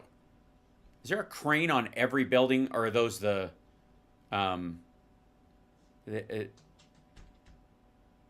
somebody's in the apartment. Run for your life. Yep. That's pretty much it live. And are we doing okay? We're doing okay on time. Thoughts on this, you guys? Show Aviv, don't tell Aviv. There you go. That's funny. Fun fact, somebody always runs out of rockets. Yeah, this is true. The split seems to be the pro-Russian side is against the war with Iran. And the other side is all in on. Yeah, the pro-Russian side definitely does not want Iran to be distracted in this or to lose strength because Russia needs the arms and the drones that they're getting from Iran to prosecute this their war, and they're worried about it running out. So hold on one second. I'm going to check in with another piece. And veterans just rushed the Capitol building for sit-in opposition to the parade tomorrow. Oh, nice. Iran hits Israel. This is 42 minutes ago. I'm going to try and look for sort of the live stuff in this. Yeah.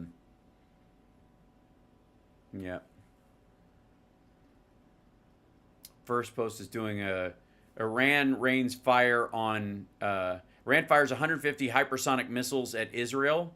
Were they hypersonic? I think they were ballistic. I don't know that they were hypersonic. You wouldn't waste hypersonics and then lose. They didn't hit. If they had fired hypersonics, they'd have hit everything practically. Israel strikes Iranian nuclear sites. What's at stake for India? Okay, the Iranian protesters. Okay, let's see. Because I'm checking in on all these guys right here. Laura All Ingraham. these protesters, keep it peaceful. But why don't you get a life? I just say get a life. Go meet somebody, socialize. I guess this is their social life. I think you're both right about this. This is their circle of friends.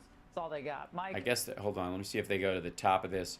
This is and the defense of them, and you can hear the sirens, and it is something that is now very common to Israelis on the ground, not just from this attack. Okay, so Brett Baer's doing most of the coverage of this. Okay, so this is according to their map. This is explosions around Tabriz, Kermanshah, Natanz, which is where the big enrichment facility is, and that's one of the primary ones. Tehran, and there's other ones that Israel strikes Iran. These are the nuclear sites, and they'll show you the other places, I guess. Years in the making.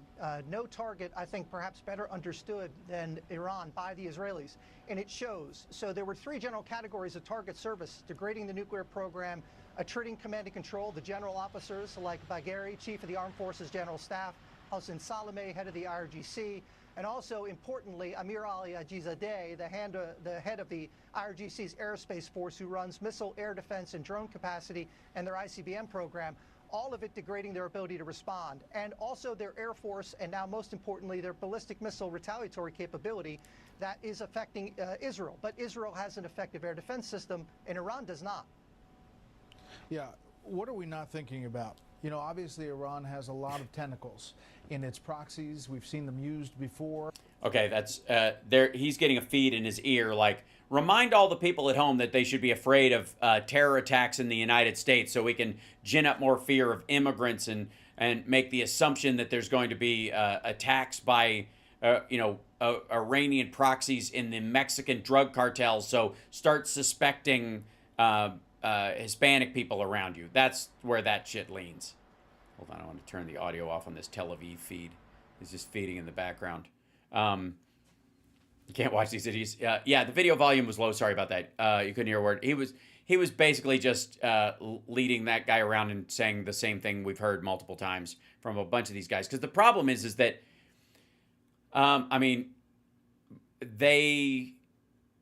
I guess they're in 2 camps. One, there's the group that doesn't know, and then there's a group that does know but can't say. Let's see. Okay. Iran retaliates the missile strike on Israel after Israel strikes. This is CBS in Texas. Okay. All right. Well, as you just heard, Israel and Iran are continuing to attack each other, but there are a couple things. Okay, so Carl Higbee Sellers, Brandon, is well known for giving us some of the derpier takes we find on Newsmax. But here he's going to give us a history lesson. That I want to point out here that I see as very important details as these strikes are literally happening right in front of our eyes. And they're literally not happening right in front of your eyes. They are happening. You are watching video. They are very far away. Okay, Carl, dipshit, buddy. Literally right in front of your eyes. You would have to be in Tehran somewhere around here. You're not. These are videos.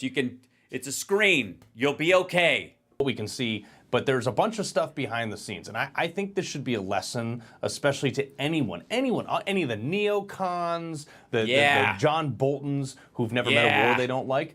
America didn't strike anything. And obviously they made it very clear with both Secretary Marco Rubio and Trump posting statements last night. Marco Rubio said, quote, "We're not involved in strikes against Iran. Our top priority is protecting American forces in the region. Let me be clear, Iran should not target the U.S. interest or personnel." And Trump also put up on Truth Social, "I gave Iran a chance after chance to make a deal." I gave Iran a chance after chance.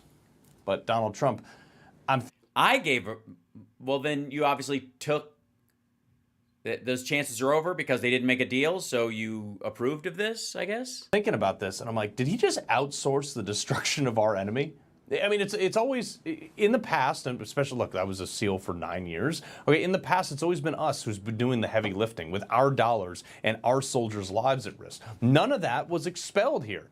And isn't this awesome? We're using proxies just like Iran, sort of, but not. The enemy of America was in large part disabled. But Israel's saying Trump maybe knew about it or he was okay with the strike. Look, I only point this out because of when the strikes happened. Check this out right here, okay? If you didn't see this, quote, "Trump tells Iran make a deal or it's war," and that, look at that.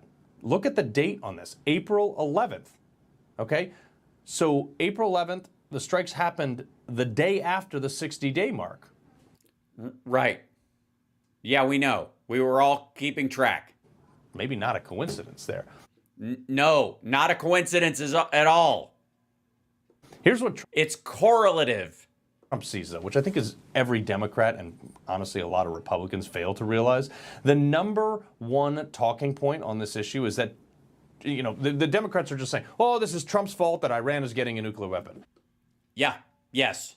Yeah, it is. Trump tore up the Obama's nuclear deal, the JCPOA agreement, which allowed Iran to work towards building a nuke. That's always what they say. But as with most... Well, no, the deal stopped them from working towards building a nuke. Most things Democrats say, and most things that come out of their mouth, not entirely accurate. In fact, most... Not entirely accurate. It's complete garbage. In fact, none of this is Trump's fault. They've been... Well, of course not. I mean, this is Newsmax. Iran's been working towards a nuke for almost 5 decades. To understand this, the country... Yeah, but the deal was that they would stop. Like, you've been working towards being a dipshit for 5 decades, I'm guessing. Somewhere approaching 5 decades. That shouts... You obviously paused it a couple of years to give service to the country, and we greatly appreciate it. And then as soon as you were out, it was game on. Openly, like death to America and Israel. If you want to understand this, you got to go back to 1980. Iran secretly revived their nuclear program in the 80s. They lied about it on a national stage until 2002. So this is Reagan's fault. When one of their reactors was revealed by a political dissident. Okay, this prompted Iran to ramp up enriching uranium towards weapon grades, which they told the world they weren't doing, because that's what they do. They lie about stuff. Then we found out in 2000. So then we should have struck them a long time ago? 2007, Iran was secretly operating about 3,000 centrifuges. That year, the secret enrichment facility was exposed in Iran, which they claimed was only for medical purposes. This is another lie. And Trump wasn't even on the national political stage yet, so you can't even blame him for this. By 2013, by the way, Trump's still not on the national stage in 2013, Iran had over 18,000 centrifuges. Yeah, this is all before the deal was struck. No, they had enough enriched plutonium, if further enriched, for one bomb that could be obtained in a matter of months at that point. Mm-hmm.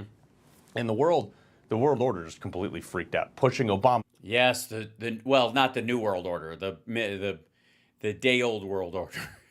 To do something. He had to do anything. So they came up with a stupid deal. Now, keep in mind, all this was happening in defiance of already in place international agreements and inspections requirements.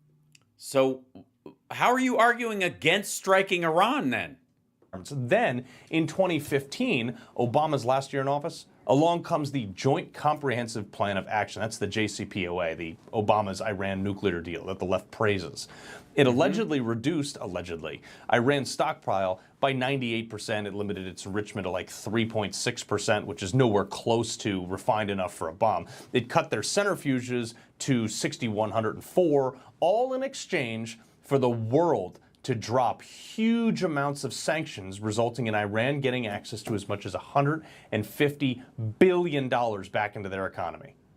Remember those pallets of cash? Obama flew into Iran in the middle of the night. Yep, that was Iranian money that they just got back. We didn't pay them. We didn't give them funds. That was their money from oil sales that had been sitting in banks. Some of that money.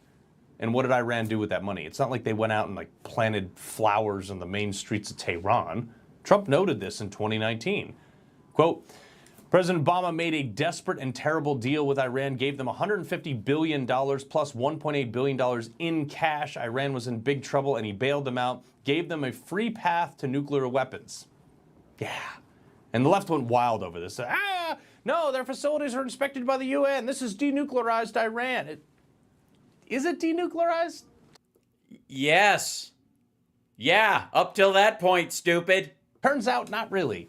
When we don't actually know what they got rid of or what they were doing or anything at all, actually, because here from Vice News, this is in 2015 after the Oh, yeah, hold on. I've seen this one before. Hold on. Linked document. Iran will be allowed, to inspect themselves. Yeah. According to the Parchin Agreement, named for the site where Iran was believed to be developing a nuclear weapon, was a secret agreement brokered between the IAEA and Iran. It was separate from the deal reached last month between the. This is the part. It's important. This is the part. Let's see if he skips to this part, but I would like to show you this piece right here. The Parchin Agreement, named for the site where Iran was believed to be developing a nuclear weapon, was a secret agreement brokered between the IAEA and Iran. It was separate from the deal reached last month between the U.S., Iran, and 5 other nations, but the U.S. was aware of its details and had previously endorsed it. Oops, sorry. JCPOA was signed. Leaked documents show that Iran was allowed to self-inspect. And then they could take those self-inspections and report it to the UN. I mean, what could go wrong? Iran would never lie about their nuclear weapons progress, would they? And the point is, it doesn't matter what agreement has been in place or what sanctions or anything else. Iran has been building a nuclear weapon since 1980. So why are you saying we shouldn't bomb them? At this point, again, it should be all clear. They've been more or less open with it in order to get more or less sanctions lifted, but their mission hasn't changed. And since they chant death to Israel and death to America in their streets openly and have largely... By the way, even in the Parchin Agreement, where they self-inspected, they still didn't enrich enough uranium for a weapon. They still don't have it. It's pretty well known by our intelligence, by the UN, by everybody else. And they don't have the capacity for this. They've tried a couple of explosions before that, but it didn't actually work. They don't have the capacity because of the deal. They failed to adhere to any, even with the self-inspection part, nuclear enrichment guidelines. Israel just decided to blow up all their facilities and kill a bunch of scientists working on it, which I'm fine with. Then what are we talking about?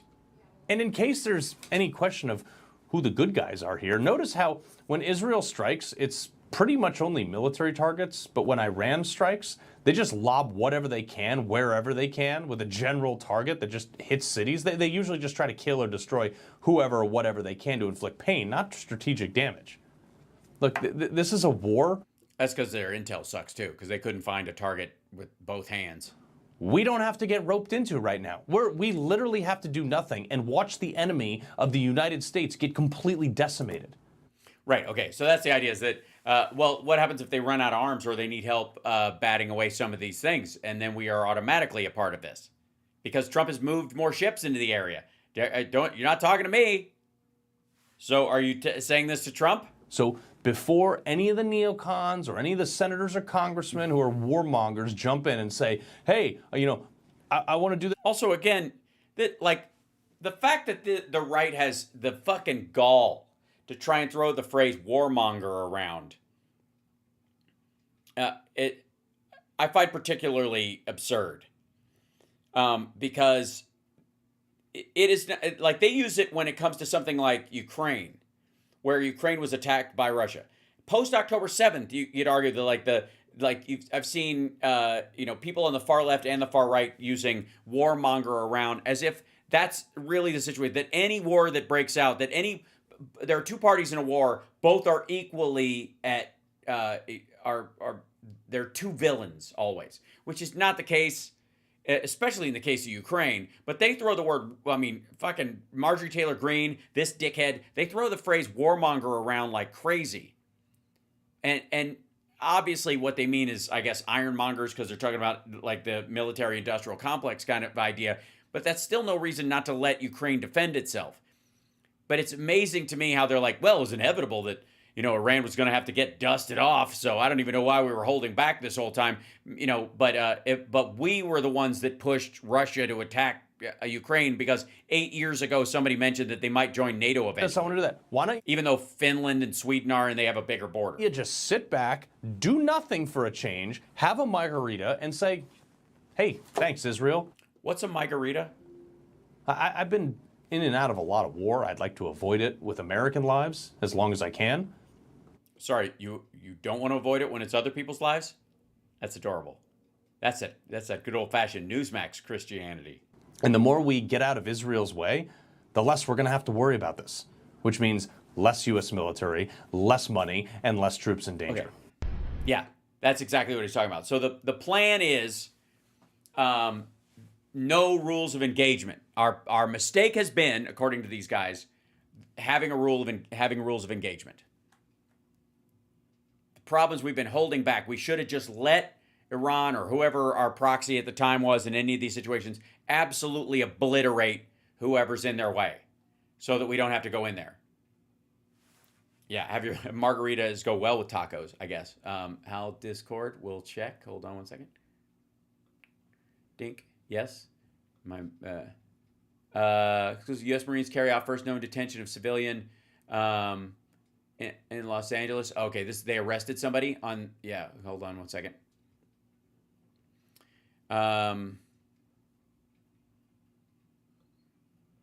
This is, it's a red letter day, folks. This is, look, they got a guy in shorts. Thank God it's the Marines. Okay, first known detention of civilian in Los Angeles video shows. So they detained him. I wouldn't call it detention, but I say, okay. Marines deployed to Los Angeles temporarily detained a civilian. Yeah, they didn't put him in detention, but I get where you're going. Okay. Detained a civilian on Friday. The U.S. military confirmed after being presented with Reuters images in the first known detention by active duty troops deployed by the incident took place at Wilshire Federal Building, where Marines took charge of a mission to protect the building in a rare domestic use. Reuters staff watched later. Reuters images show Marines apprehending the man, restraining his hands with zip ties. Asked about the incident, they said it may temporarily detain an individual in specific circumstances. Any temporary detention ends immediately when the individuals can be safely transferred to the custody of appropriate civilian law enforcement personnel. Speaking to reporters after he was released, he said, Marcos, 27, an Army veteran on his way to an office of the Department of Veterans Affairs when he crossed a yellow tape boundary and was asked to stop. Leo, who gained U.S. citizenship through military service, said he was treated very fairly. They're just doing their job, who is Angolan and Portuguese descent. The 200 Marines, this means they will accompany ICE agents on raids. Posse Comitatus generally forbids U.S. military, including National Guard, from taking part in civilian law enforcement. Anybody can detain anybody, though, as long as they're passed off. They cannot enforce laws. There's a difference between detaining someone temporarily, moving them to another detention. Yeah, it should have been cops. I agree. But this is why it's not illegal. Now, I'm just going to tell you. This is why it's still technically legal, because they detained him in the environment he was in. They did not move him from one place to another, because technically speaking, that would be kidnapping. Without the elimination of posse comitatus, you would have a situation where if they moved him to another location as part of law enforcement, that would be kidnapping. They would be guilty of that. But because they held him until the cops came up, it's like citizens sitting on him until he got there, technically speaking. They're just local to it. So even though it was Marines, from a legal standpoint, almost no bearing, except the fact that they had guns and he was probably afraid to run from them in that circumstance. Now, who knows if he would have been afraid to run if it was a bunch of fucking, old ladies with canes too, because he didn't seem like a bad guy. It seems like he was going someplace, crossed a yellow line, and was like, I got to go there. I'm supposed to be in that building, and that's where they got all squirrely about it. Like guy, he like pulled the tape down or something. Like, hey, hang out and turn over, and then they zip tied him, and then they sat him up. Like, I'm gonna help you up and hang out here for a second, and then they got to stand there. That's why.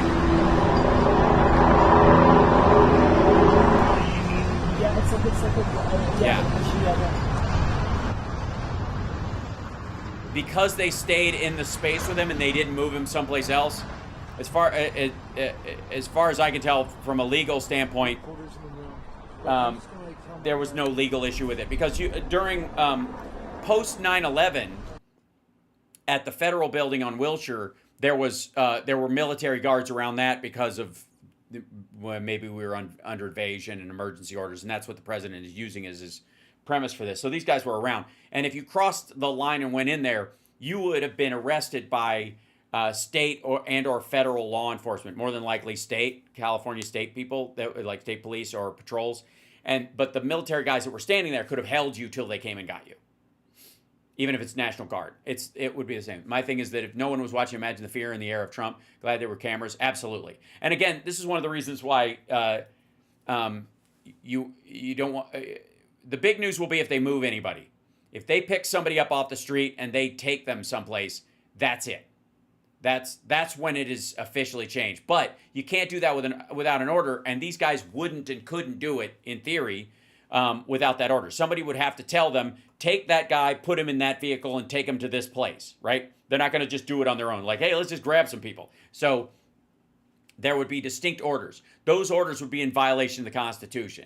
And there would be actionable violations of the Constitution because the president has not publicly ordered the lifting of posse comitatus, has not, even with an emergency threat, has not declared martial law. That's why those things matter. That's why the Insurrection Act, martial law, posse comitatus, is why these all matter. And the closer Trump gets to playing around with these fucking things, the more people need to make a lot of noise. Because once he lifts those things, that's when you see that start going. That's when these guys, whether they want to or not, will be told, take that guy, put him in that van, and that van, the guys in that van don't know who the guy they got. They just know there's a guy in the van with put a hood on his head and drive him to location B. They don't know what's at location B. They don't know why this guy was picked up. They're not supposed to. And so they drive it to location B. There's some guys come out of there. They don't know where this guy was taken from, and they don't know where he's going, and they take him into the building. And as far as they know, this guy is the next Oklahoma City bomber. So they tie him to a chair and hit him with a fucking telephone book or something. But the people in the line, these guys out in front, aren't going to do any of this shit until they're told to by a superior officer. If they are told to by a superior officer, that is a violation of the Constitution.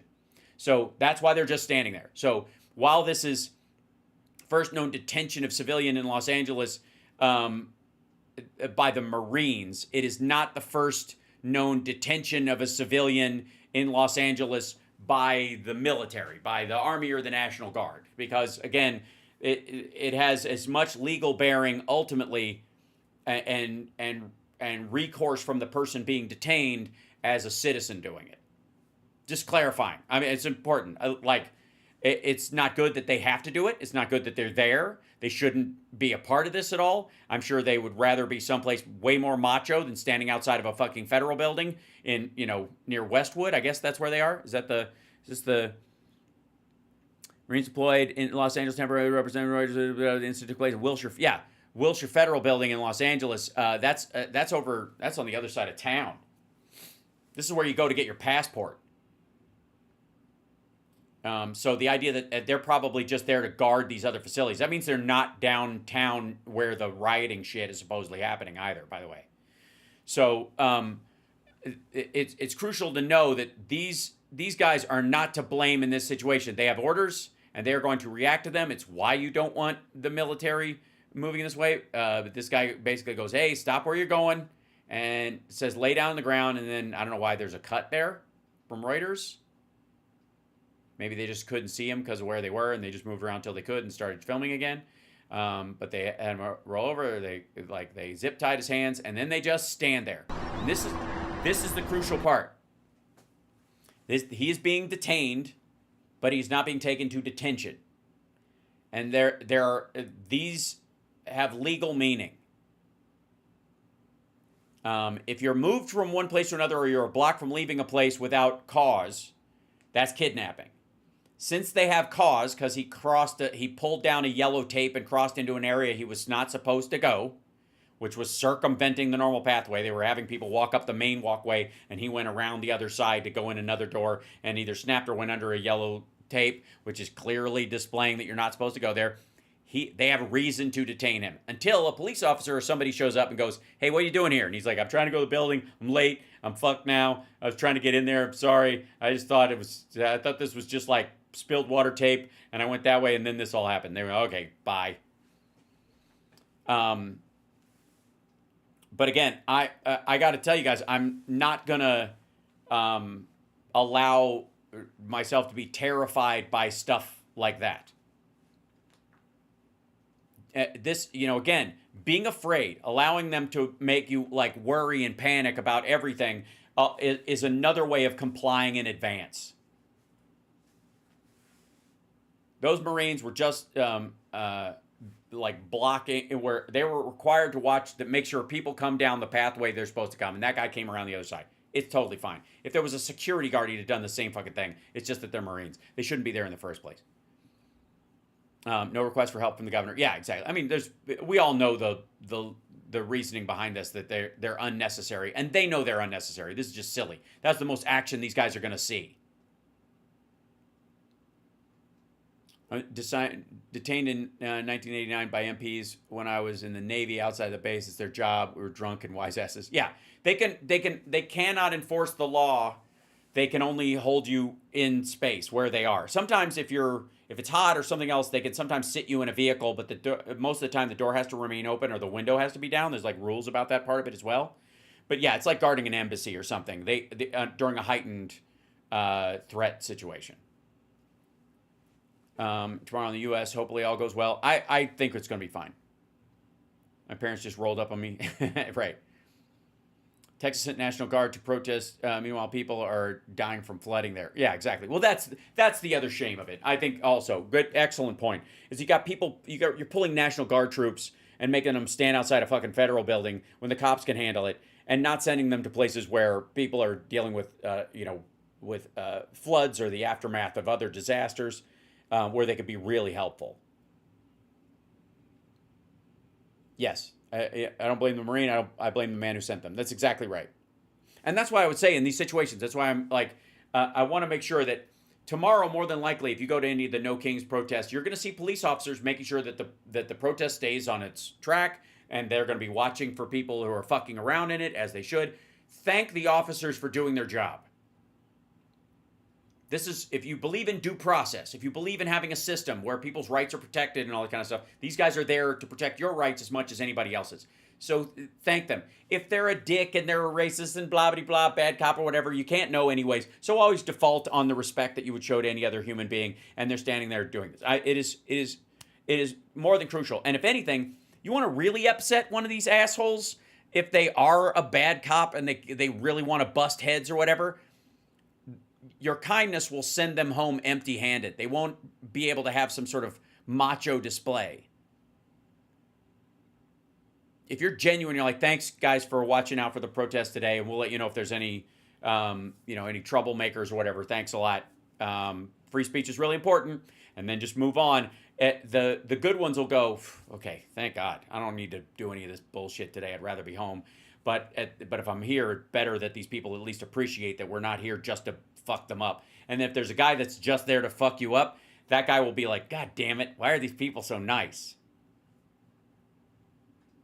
Yeah, I'll leave you with this. Happy Friday the 13th, the day where a Catholic bishop looked down upon a town that would not give up the Templars amongst them, that would and said, kill them all, God will know his own.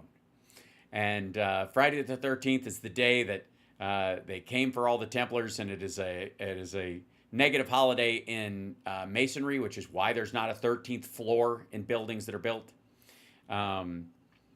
It's interesting, though, that the number 13, of course, is the number of Jesus plus the apostles, or a witch plus the coven. number has always been curious to me in that regard. But to all who celebrate, happy Friday the 13th. And I will see you guys tomorrow on the radio show, the House Parks radio program, Megaworldwide. Now I'm going to go feed my family and pass out because I've had 5 hours of sleep in the last 36. I can't believe I'm actually still talking. Right? And by the way, can I show you something? I never touched my coffee today. This is still sitting here from this morning. I didn't have any of it. And don't forget Jason Voorhees. I would rather. 30, yes, Jacques Demolay, right? You're on the 14th floor? Sure you are. Oh no, I'm sorry, Stacy.